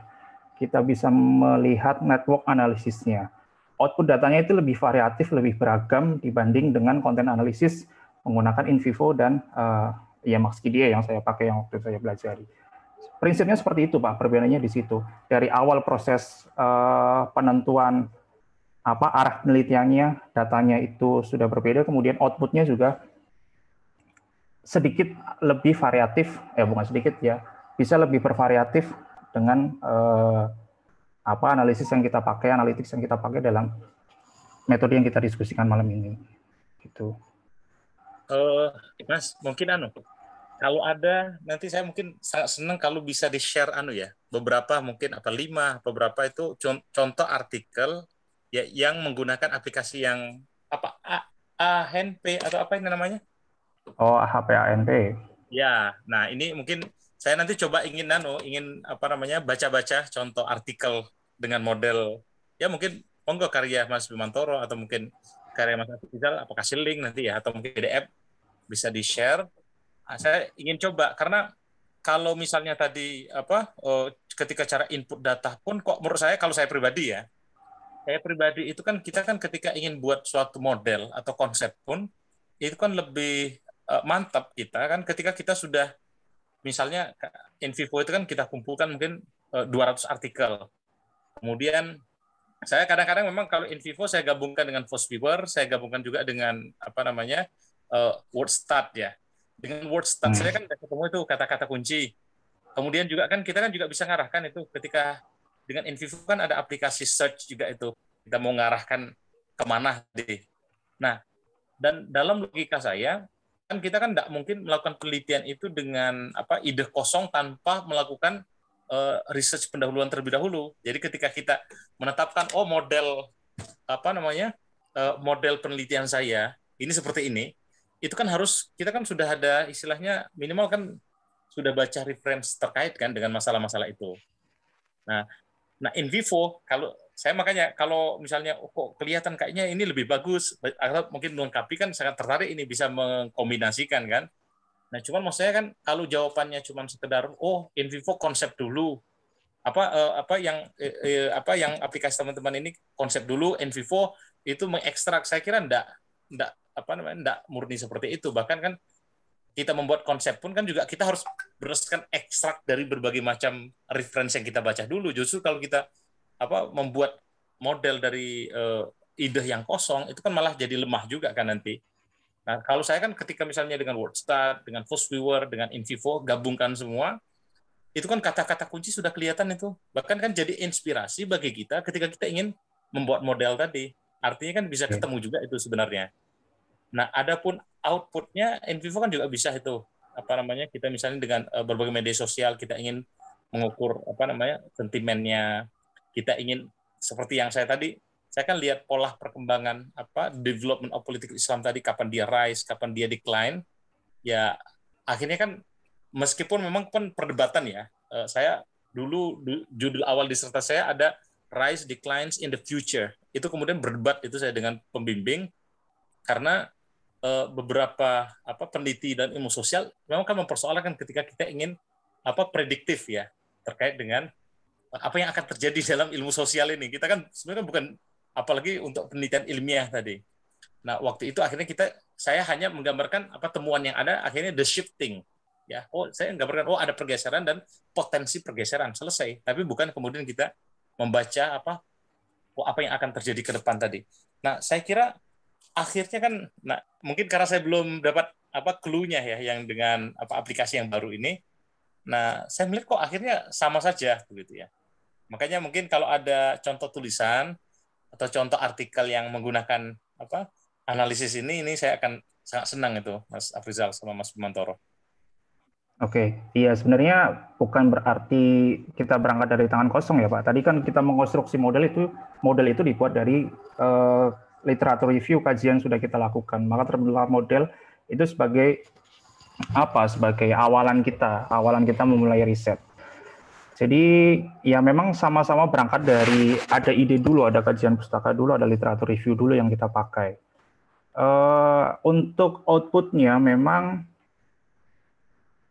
untuk InVivo Max PDA itu iya yang saya pernah pelajari sih memang dia bisa mengekstraksi tapi tidak sampai pada level yang pengolahan data tingkat advance-nya gitu yang tadi saya sebut. Kita bisa memetakan mana yang key player-nya dari sebenarnya untuk analisis ini kan kita meng-capture data-data yang unstructured itu ya Pak tadi ya. Balik lagi, data-data yang unstructured itu kita dapatkan, kita cari insight-nya dari data-data mentah sampai nanti hasil akhirnya output-nya insight-nya seperti apa. Sepertinya poinnya di situ sih. Mungkin Mas Bimo ada tambahan, Mas? Sebenarnya lebih enak dengerin Pak Gonda cerita dulu sih. Proses riset dari awal, maksudnya kalau ngambil datanya data apa? Misalkan literatur. Lalu Pak Gonda masukin ke InVivo, Pak Gonda waktu itu mau lihat apa outputnya sehingga jadi apa. Nah, biar kita frekuensinya bisa sama nih gitu. Monggo Pak Gonda mungkin bisa share dulu nggak ke kami yang dilakukan apa gitu Pak. Wah, malahan saya pengen belajar padahal ini. Kalau saya kan ya, karena memang penelitiannya ini kan gabungan sebenarnya, mixed mode lah, literatur sama interview. Dan kan codingnya pun kan juga ada yang dengan autocode, ada yang dengan kalau interview itu kan dengan coding manual, mau tak mau karena kan mau tak mau ya seperti disampaikan Mas Afrizal tadi kan akan ada unsur subjektivitas, tapi kita ingin ada justifikasi ini bahwa ini memang sudah kita kita lakukan secara ilmiah. Nah, kalau reference itu ketika saya kan sebenarnya InVivo kan ada banyak fungsinya, tapi khusus kalau untuk disertasi itu saya pertama yang saya lakukan itu kemarin saya mencoba kebanyakan itu dari Scopus ya.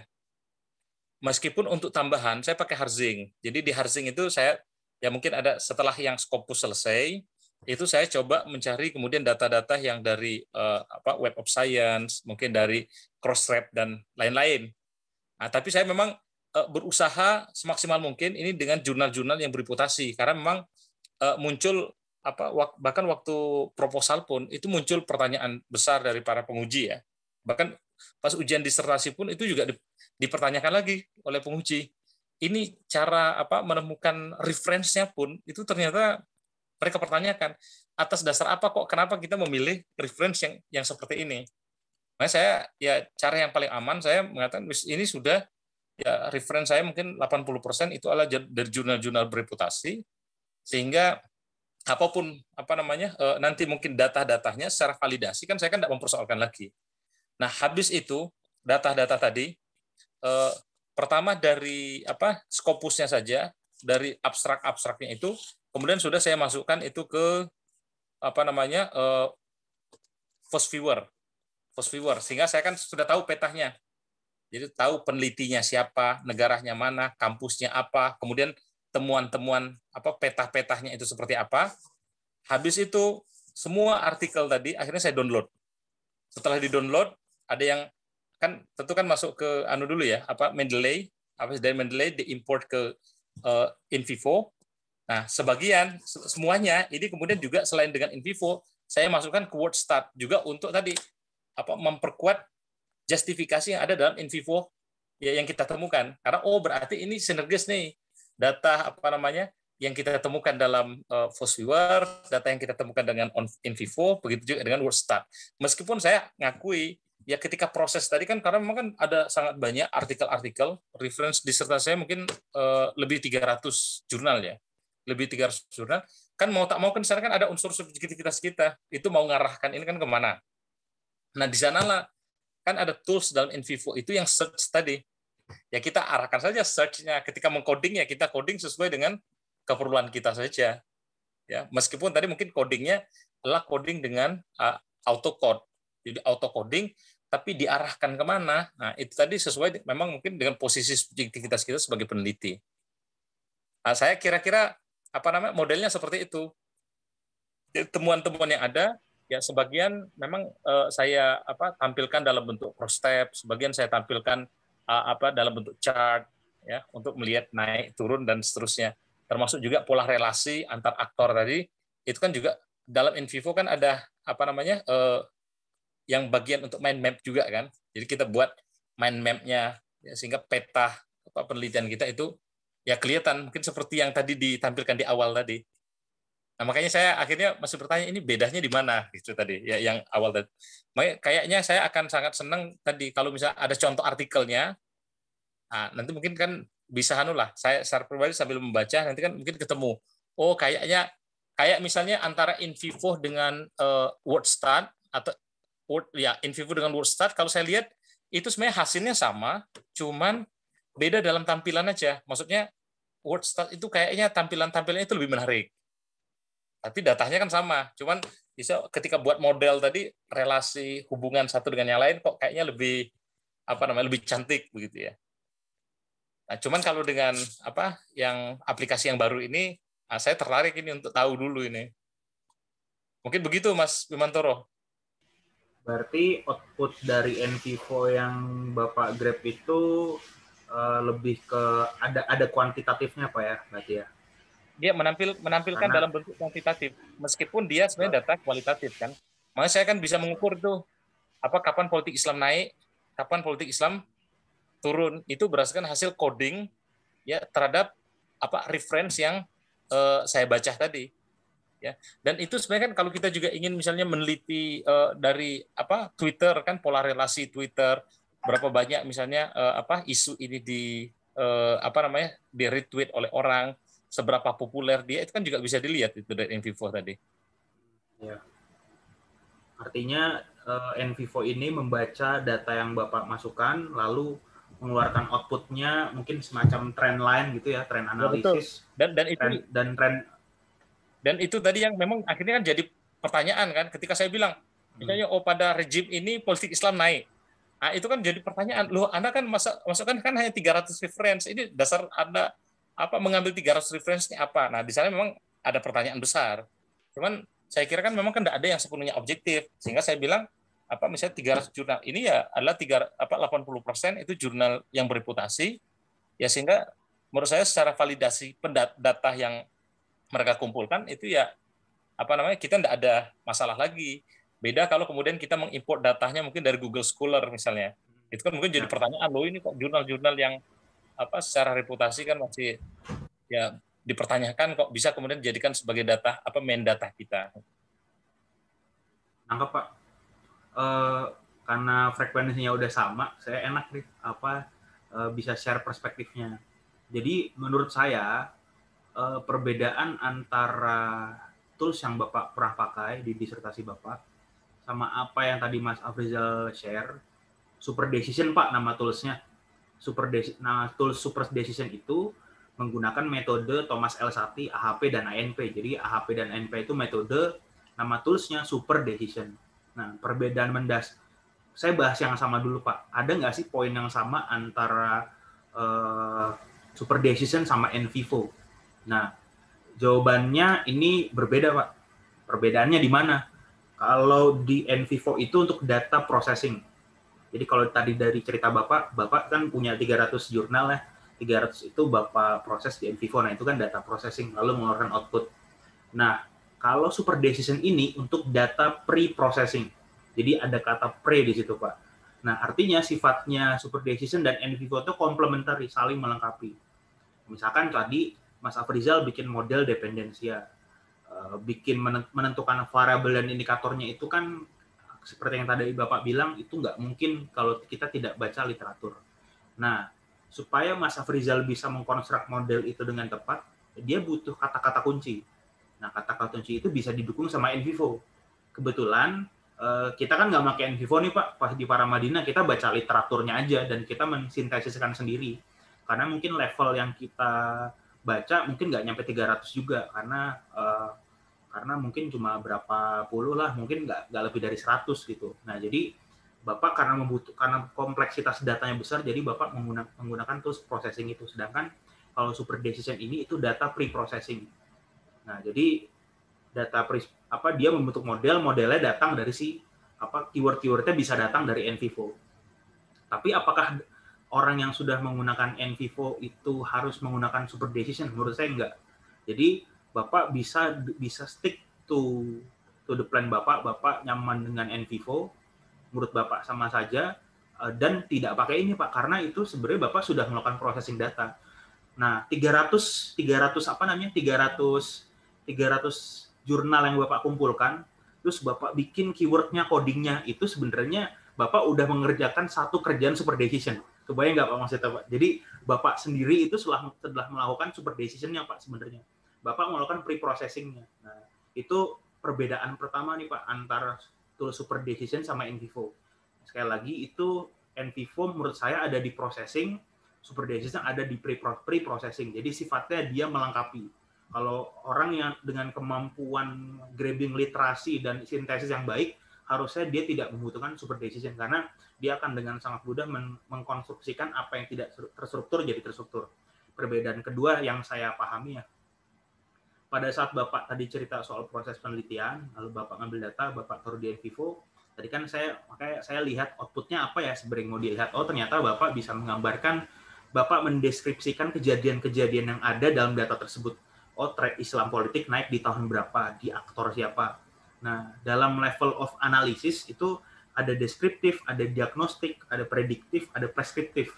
Nah, terminologi deskriptif, diagnostik, prediktif, sama preskriptif itu emang belum ilmu sosial banget Pak, ini sangat matematis banget ya. Jadi secara epistemologi ini positifis banget nih Pak, mungkin Pak gitu. Yang tadi Bapak bilang kuantitatif itu. Nah, pada saat Bapak menggunakan NVivo dan disertasi Bapak, berarti Bapak melakukan proses penelitian deskriptif tapi grounded. Jadi dalam sekali menguliknya sampai dalam 300 data itu Bapak bisa memunculkan insight yang sangat detail gitu. Nah, pada saat menggunakan Super Decision, itu kan tadi kata kunci Mas Afrizal adalah kita menentukan goals-nya apa. Nah, artinya level analisis yang sedang kita coba garap itu adalah preskriptif. Preskriptif dalam konteks matematis artinya memberikan rekomendasi, bikin matriks lah segala macam. Nah, jadi kalau kita mau bikin preskriptif artinya kita harus set the goals, lalu untuk menuju goals itu kita butuh variabel berapa, variabelnya butuh indikator apa, dan karena harus bisa diukur positifis, maka dia harus ada bobotnya. Jadi perbedaannya sebenarnya di awal pre-processing dan processing dan hasil analisisnya Pak. Nah, kalau yang saya lihat sih seperti itu. Jadi kesimpulannya sebenarnya Bapak sudah memiliki satu skill analisa yang menurut saya sudah mumpuni, dan bahkan Bapak sudah sebenarnya sudah mengerjakan kerjaan super decision itu sendiri gitu istilahnya. Nah, sedangkan kalau yang bisa dilengkapi sama tools ini adalah kemampuan dia memberikan preskriptifnya, Pak, rekomendasinya gitu. Jadi kan biasanya kalau di bisnis itu kan udah sering dipakai itu, Pak, kasih rekomendasi, oh kalau keadaan seperti ini maka seperti ini gitu. Nah, sedangkan di sosum itu masih jarang banget gitu. Kurang lebih sih gitu sih, Pak. Nah, ini terjadi karena perbedaan epistemologinya, Pak. Pada saat kita menggunakan analytical network process, berarti kan kita berasumsi bahwa seluruh aktor di dunia itu, bukan seluruh aktor, seluruh entitas itu untuk mencapai satu goals dia terhubung satu sama lain. Jadi makanya filsafatnya Bruno Latour. Nah, ini kan filsafat pengembangan dari Pierre Bourdieu, yang mana dia beranggapan bahwa network itu hanya bisa dijalin oleh satu aktor. Artinya social order itu hanya dibangun oleh satu aktor. Tapi karena ada perkembangan secara filosofis di mana Bruno Latour berpendapat bahwa sebuah goals itu bisa berubah karena dipengaruhi oleh konsep-konsep dan variabel di sekelilingnya. Nah, oleh karena itu metode ini sebenarnya tercipta sih. Kalau saya lihat secara epistemologinya jadi agak berbeda nih, Pak, gitu. Kalau dari saya seperti itu sih, Pak. Ya, sementara cukup mungkin Mas Dewanto. Oke, siap.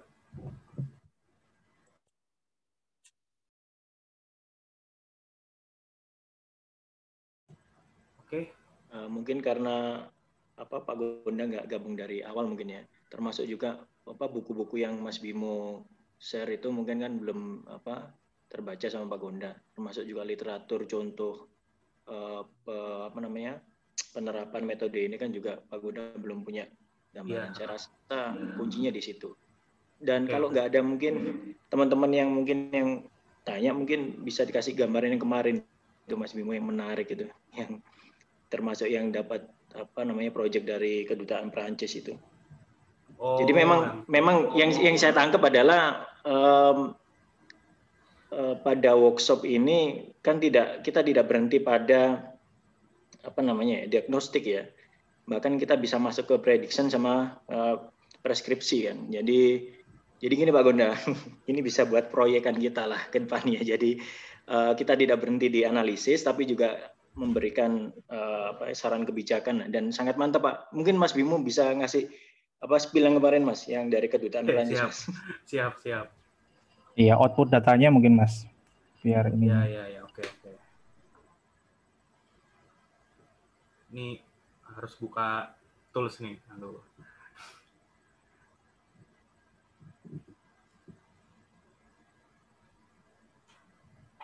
Nah, ya. Sambil saya buka, mungkin ada yang mau nanya lagi? Kalau Mas, gambaran yang kayak saya tadi, prosesnya itu import datanya itu ini dari mana? Sebelum kita codingnya. Maksudnya data yang kemudian itu kita jadikan sebagai justifikasi bahwa reference yang kita ambil ini cukup valid. Nah, bedanya dengan in vivo tadi itu di mana? Kan kalau saya katakan sudah jurnal-jurnal yang bereputasi masuk kemudian dianalisis. Nah, kalau yang untuk aplikasi ini seperti apa prosesnya? Super decision tadi. Super decision itu kan outputnya membobotkan model, Pak. Jadi literaturnya harus ditentukan sendiri. Jadi prosesnya sama seperti Bapak yang udah nentuin 300 literatur dan menjamin kredibilitasnya sendiri.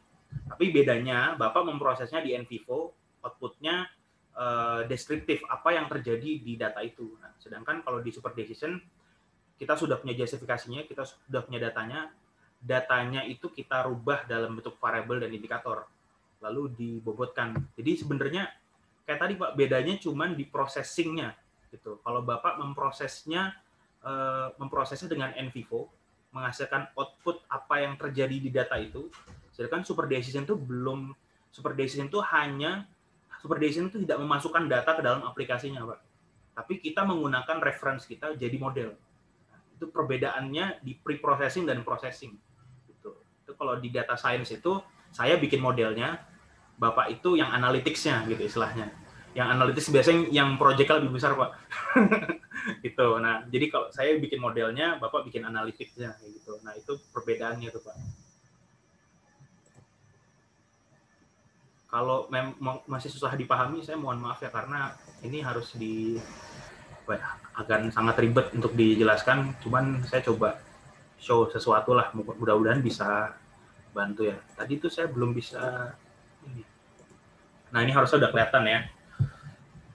Jadi ini sebenarnya dashboard yang saya produksi Pak waktu ini butuh penelitian saya juga, yang kebetulan saya dimintai saran sama kedutaan Prancis terkait politik Cina Amerika di Indonesia waktu itu. Nah, jadi saya ngasih insight-nya menggunakan data digital, tapi data digital ini diolah dengan super decision. Jadi data-data itu sebelum saya ngambil data dari artikel sama Twitter, data-data itu kan banyak banget tuh. Nah, data yang banyak itu saya codingkan menggunakan super decision. Jadi kalau Bapak pure pakai NVivo, saya di situ pakai super decision sama Microsoft Excel, sama Microsoft Power BI. Jadi Bapak mensimplicity satu proses, tapi analisisnya deskriptif di datanya. Nah, kalau saya waktu itu karena saya dituntut untuk deliver sampai saran, mau nggak mau saya harus pakai analisis preskriptif yang di situ harus memakai pembobotan. Nah, jadi misalkan nih contohnya nih preskriptif ya Pak. Kalau deskriptif kan sebenarnya ini sama nih.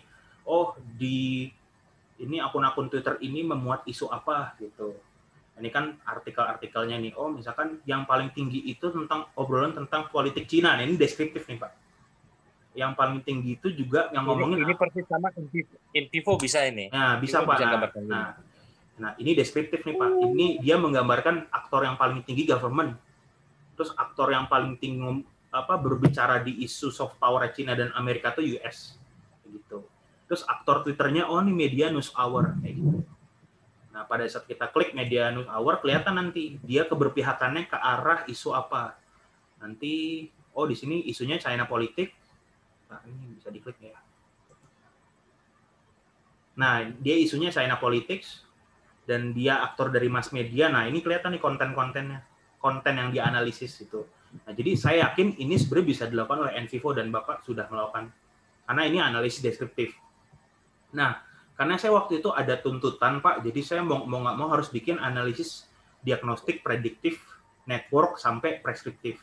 Nah, kalau diagnostik itu contohnya adalah misalkan saya harus ngasih saran ke kedutaan Prancis, kalau kamu pengen menyerang Cina di Indonesia atau menyerang Amerika di Indonesia, pakai isu apa? Nah, jadi sifatnya itu sudah lebih driven factors, kausalitas efek gitu loh Pak. Nah, pada saat saya di sini diagnostiknya, ceritanya saya kedutaan Prancis, saya pengen menawarkan kerjasama ekonomi, tapi saya punya pesaing Cina dan Amerika.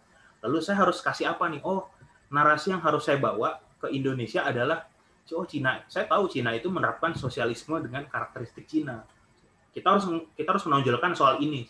Jadi isunya itu kita harus bermain di isu yang sama, itu diagnostik tuh Pak. Nah, terus aktor yang harus kita dekati dari Cinanya mungkin bisa dibikin MOU bareng adalah si Zhong Langjai ini, itu aktor dari kedutaan Cina gitu. Itu contoh diagnostik pertama. Misalkan saya sebagai orang kedutaan Prancis, saya pengen menyerang Amerika, menyerang dalam artian melakukan persaingan diplomasi secara sehat gitu ya. Tapi sisi konteksnya misalkan science gitu.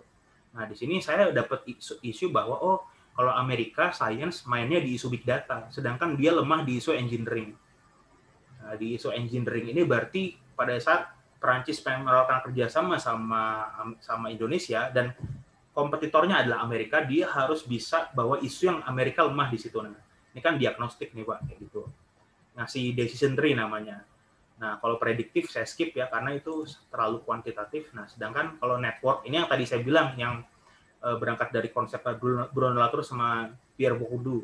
Nah, saya misalkan seorang badan intelijen negara Pak, misalkan saya seorang agen BIN gitu, atau saya orang kedutaan yang ditugaskan melakukan operasi intelijen pengambilan informasi dan melakukan melakukan cipta kondisi, istilahnya kayak gitu. Nah, saya pengen melakukan cipta kondisi atau operasi intelijen di NGO, di kalangan NGO. Saya bisa lihat di sini jaringan sosialnya seperti apa. Ternyata kebagi jadi 1, 2, 3, 4, 5 jaringan sosial.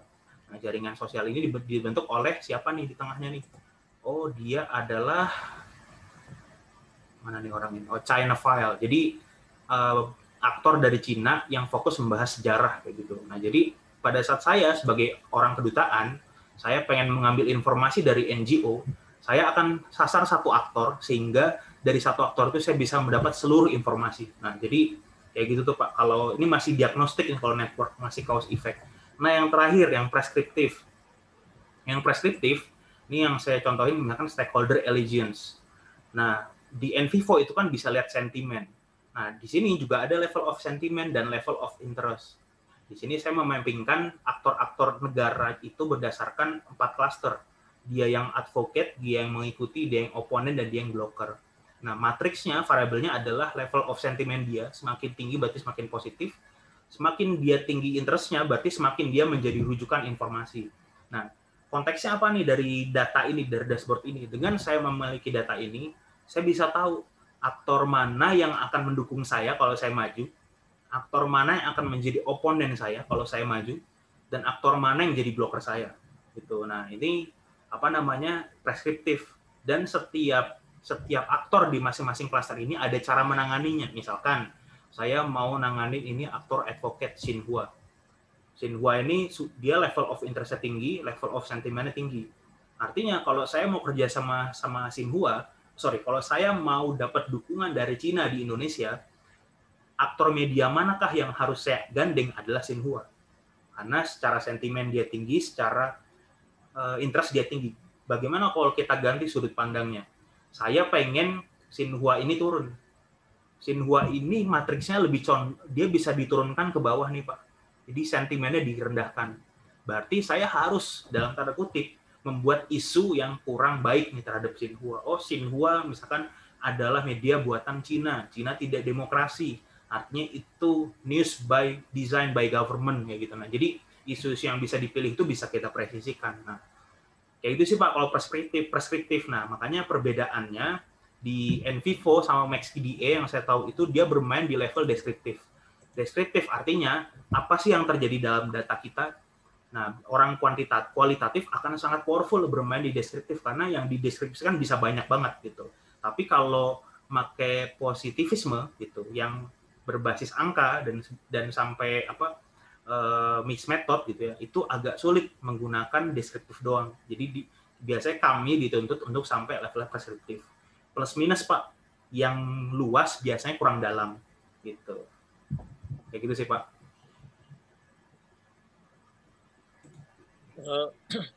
Ada 2 pertanyaan nih Mas. Iya. Pertama, untuk yang aplikasi Super Decision ini apa harus menguasai Excel juga atau enggak? Kan kalau NVivo enggak ya. Kemudian yang kedua itu harga aplikasinya berapa ini Mas? Kalau Super Decision gratis.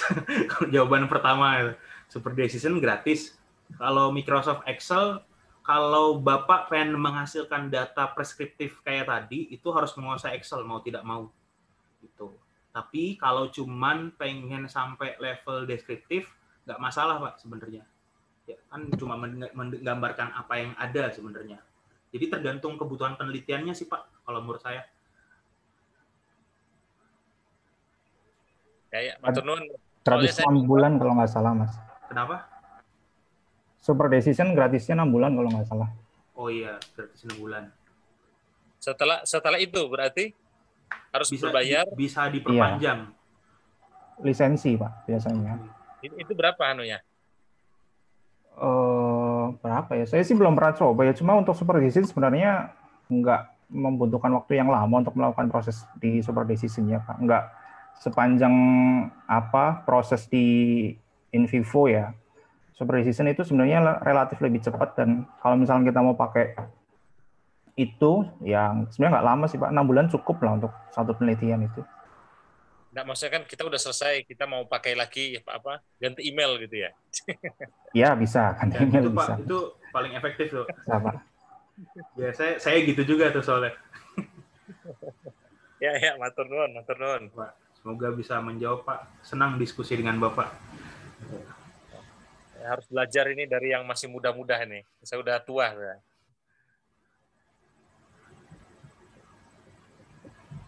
Oke, ada ini lagi. Mas Amin MKT ya? Mas Khairul Amin, iya MKT. MKT Muhammadiyah Kalimantan Timur. Iya, betul. Bang Gunda. Oh iya. Menyimak. Ya, monggo diteruskan. Mbak Wani nggak tanya? Kalau nggak, saya tanya lagi. Monggo Mas, monggo Mas. Iya, berkaitan dengan NVivo, saya kan juga kurang paham ya. Cuma apakah ini mungkin sekalian ke Pak Gonda Pak ya, biar kita satu frekuensi.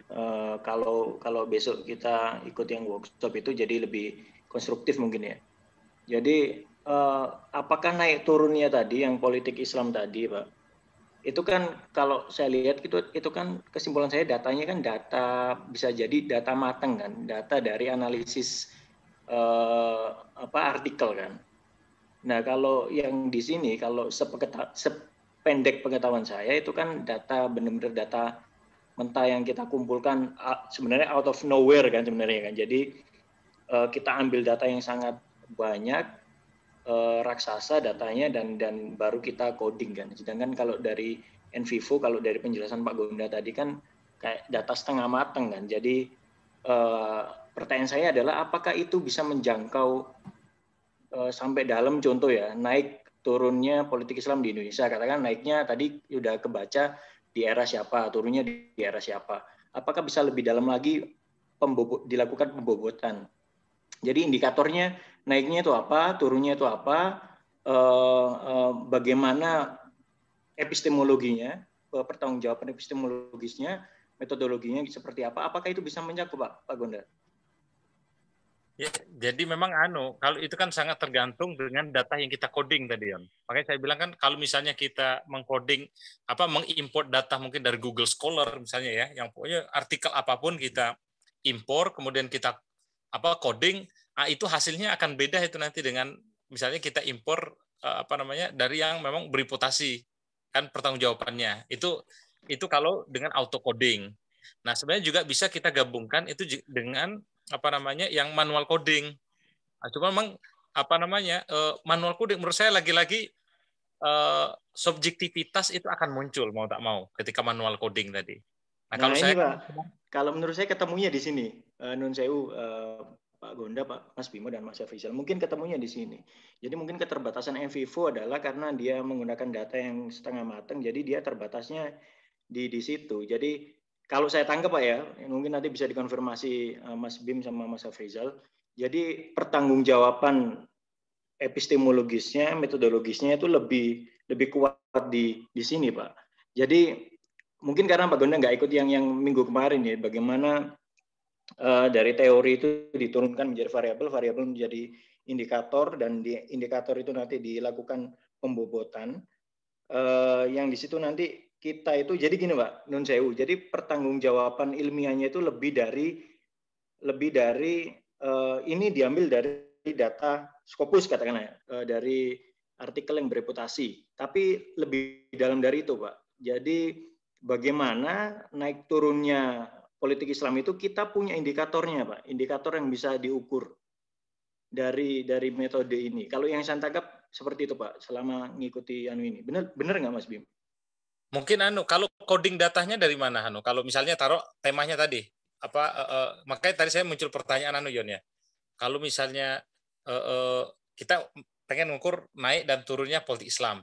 Nah, menurut saya kan untuk yang super decision ini ketika melihat naik dan turun itu tergantung dengan reference atau data yang kita coding apa enggak? Pasti Pak. Itu sangat tergantung dari datanya, dan data itu kan dikerangkai oleh kerangka konseptual kita kan Pak. Nah, maksudnya kalau kerangka konsep kan ketika NVivo kan kita kan juga buat itu Yon. Saya misalnya kan melihat kan dengan 4 variabel ya, secara birokratik, secara legal formal, secara ekonomik, secara sosial budaya itu kan kelihatan itu bagaimana kemudian aspek politik Islam itu bisa kelihatan naik atau turunnya tadi. Itu ukurannya apa Pak, naik turunnya Pak, kalau boleh tahu Pak?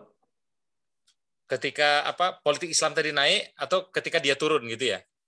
Iya Pak. Jadi pertama itu kalau yang dari coding yang reference itu memang dari berapa banyak kemudian tema-tema yang menunjukkan kalau misalnya secara sosial budaya itu ada misalnya kan ada reference itu yang menunjukkan pada masa atau di era ini ada banyak misalnya kegiatan di masjid, dan seterusnya. Nah, itu bisa, itu kemudian masuk dalam coding, oh dia ada kenaikan. Oh partai Islam ini mendapatkan suara yang lebih tinggi dari sebelumnya. Nah, itu kenaikan. Nanti ada lagi kemudian, oh ada korupsi partai Islam. Nah, dia mengalami penurunan. Jadi ya tergantung dengan codingnya tadi, Yon. Diukur dari intensitas kesisnya ya Pak Gunda ya? Iya, betul. Nah, makanya ya, kalau yang dengan super decision ini gimana cara ngukurnya tadi? Misalnya kalau naik turun kan, kalau persoalan secara metode teoritis itu kan Yon ya. Istilahnya mau pakai alat apapun nanti kan kalau beda teori atau framework yang kita pakai kan beda juga nanti hasilnya. Nah, cuman minimal kan ketika misalnya kita menggunakan alat ini tadi, nah itu gimana? Kalau saya membayangkan kan semakin banyak reference yang kita kita coding, berarti kan secara peluang untuk lebih valid itu kan lebih besar sebenarnya. Beda kalau misalnya yang kita coding itu kan cuma sedikit reference, nanti unsur subjektivitas, bahkan kan muncul pertanyaan, kenapa kita menentukan kok hanya misalnya 100 reference saja, padahal ada 500-an reference tentang masalah ini misalnya. Nah, monggo mungkin Mas Bimantoro atau Mas Afrizal yang nah, taruh misalnya kayak kasus saya tadi, mau lihat naik atau turun tren dalam politik Islam. Nah, itu dilihat di mana? Kalau misalnya dengan InVivo itu kan bisa kelihatan misalnya dari Twitter atau dari Facebook atau dari media sosial atau web, itu kan bisa kita import ya. Kita import, nanti kan pakai encapture, kan ketahuan itu kapan sentimen positif naik, kapan sentimen negatif itu muncul. Nah, itu kan kelihatan. Nah, itu bisa juga kita masukkan kan ke justifikasi, oh ini tren politik Islam ini naik di media sosial. Oh, ini tren turun. Tapi lagi-lagi kan tergantung tadi, yang kita encapture itu seberapa banyak atau yang kita import datanya tadi. Nah, cuman kalau untuk aplikasi super decision ini gimana? Nah, itu yang saya belum tahu ya. Aplikasi super decision itu seperti yang tadi Mas Afrizal bilang, outputnya itu hanya bobotnya. Nah, bobot ini gunanya buat apa sih? Bobot itu tadi yang angka. Jadi per variabel dia punya angka, punya bobot. Per indikator dia punya bobot, punya angka. Nah, apa sih gunanya? Bagaimana mengoperasionalisasikan bobot dan angka itu ke dalam data? Tadi kan Bapak sempat mention soal politik Islam naik karena A, karena variabel A gitu. Nah, naiknya seberapa? Seberapa persen misalkan? Oh, naiknya 20%. Angka itu datang dari mana? Misalkan kalau di super decision, angka itu datang dari mana? Angka itu datang dari bobotnya, Pak. Jadi misalkan ada 10 berita tentang politik Islam. Ada 10 berita tentang politik Islam. Lalu ada 5 berita atau 2 berita tentang misalkan ekonomi Islam. Misalkan saya nggak tahu kan variabelnya apa, tapi let's say variabelnya politik dan ekonomi. Ada 10 pemberitaan tentang politik Islam, ada 2 pemberitaan tentang ekonomi Islam.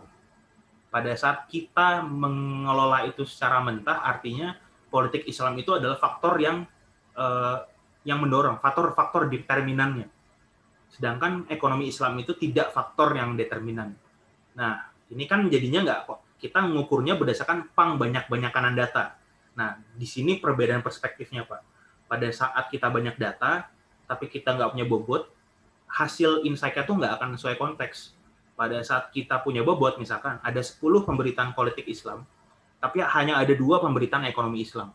Tapi berdasarkan 300 literatur yang saya baca, ekonomi Islam itu di mana-mana adalah yang mendorong politik Islam. Walaupun dia cuma 2 pemberitaan, itu bobotnya akan tinggi, Pak. Dibandingkan 10, tapi bobotnya kecil.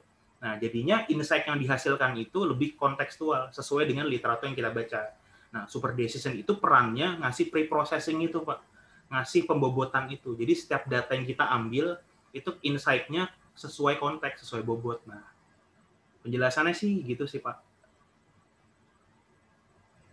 Memang mungkin idealnya nanti kalau sudah praktek ya. Sudah praktek kan kelihatan itu. Kan bisa dibandingkan. Ya. Kalau masih istilahnya mungkin bisa misalnya kayak nanti berapa artikel atau berapa berita, nah itu dianalisa dengan InVivo, nah, kemudian bisa juga dianalisa dengan super decision. Nah, nanti gimana hasilnya? Tapi kalau saya kok melihatnya ini nanti kayaknya sebenarnya tinggal kan namanya penelitian kan kita aja kan yang mengkonstruk. Kan kalau kita mau buat hasilnya sama kan juga bisa itu. Hasil apa namanya in vivo dengan hasil super decision kita arahkan sama, hanya saja mungkin dengan tampilan yang agak berbeda. Sehingga mungkin justifikasinya wah mereka bisa kemudian saling menguatkan. Mungkin apa namanya asumsi sementara saya sebelum melihat prakteknya. Siap.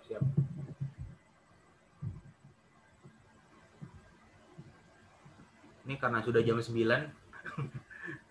Sebaiknya kita close ya. Aduh, udah lewat schedule. Dari yang lain sebelum saya close ada yang mau ditanyakan atau diskusikan? Mas Dion mungkin mau ngasih closing statement, Mas Dion. Nanti aja langsung Mas di praktek. Siap kalau gitu. Oke, dari Mas Afrizal ada lagi yang mau ditutup, Mas? Kasih closing statement mungkin. Ya, sedikit mungkin karena kita memang malam ini membicarakan soal praktikalnya ya, super decision. Jadi sebenarnya super decision itu adalah satu dari sekian step yang kita lalui. Yang mungkin nanti kalau tadi diskusi kita ya dengan Pak Konda, ada miss-nya karena step-step yang lain belum kita bahas. Karena masih panjang sebenarnya step-nya Pak. Jadi mungkin ada tidak satu frekuensinya di situ. Yang nanti mungkin bisa dibandingkan antara si super decision ini seperti apa nantinya sama in vivo. Dan ya sebenarnya memang beda jalur sih. Jadi untuk malam ini ya sebenarnya kita hanya untuk perkenalan exercise apa itu tampilannya seperti apa super decision, terus nanti data yang kita pakai itu seperti apa ya tadi ya sebenarnya kita hanya mencari bobotnya saja. Setelah bobotnya selesai kita lanjutkan ke proses selanjutnya dan seterusnya. Itu sih sebenarnya penekanan untuk malam ini untuk itu sebenarnya Mas. Matur nuwun, thank you semuanya diskusinya, terima kasih semuanya. Terima kasih semuanya, paling kalau gitu saya close ya. Thank you semuanya sudah datang, sudah menyempatkan waktu buat sesi kali ini. Saya berterima kasih sekali buat teman-teman yang mungkin belum terbiasa dengan metode ini tapi mau ikut 2 sesi full sampai akhir dan mendengarkan. Saya sangat appreciate dan sedikit bangga lah karena ternyata ada juga yang mau militan gitu. Nah, sekali lagi saya ingetin workshopnya masih dibuka pendaftarannya sampai minggu depan. Kita bakal mulai workshop itu di tanggal 30. Jadi hopefully bagi yang tertarik silakan mendaftar. Paling gitu aja dari saya. Terima kasih. Wassalamualaikum warahmatullahi wabarakatuh. Thank you semua.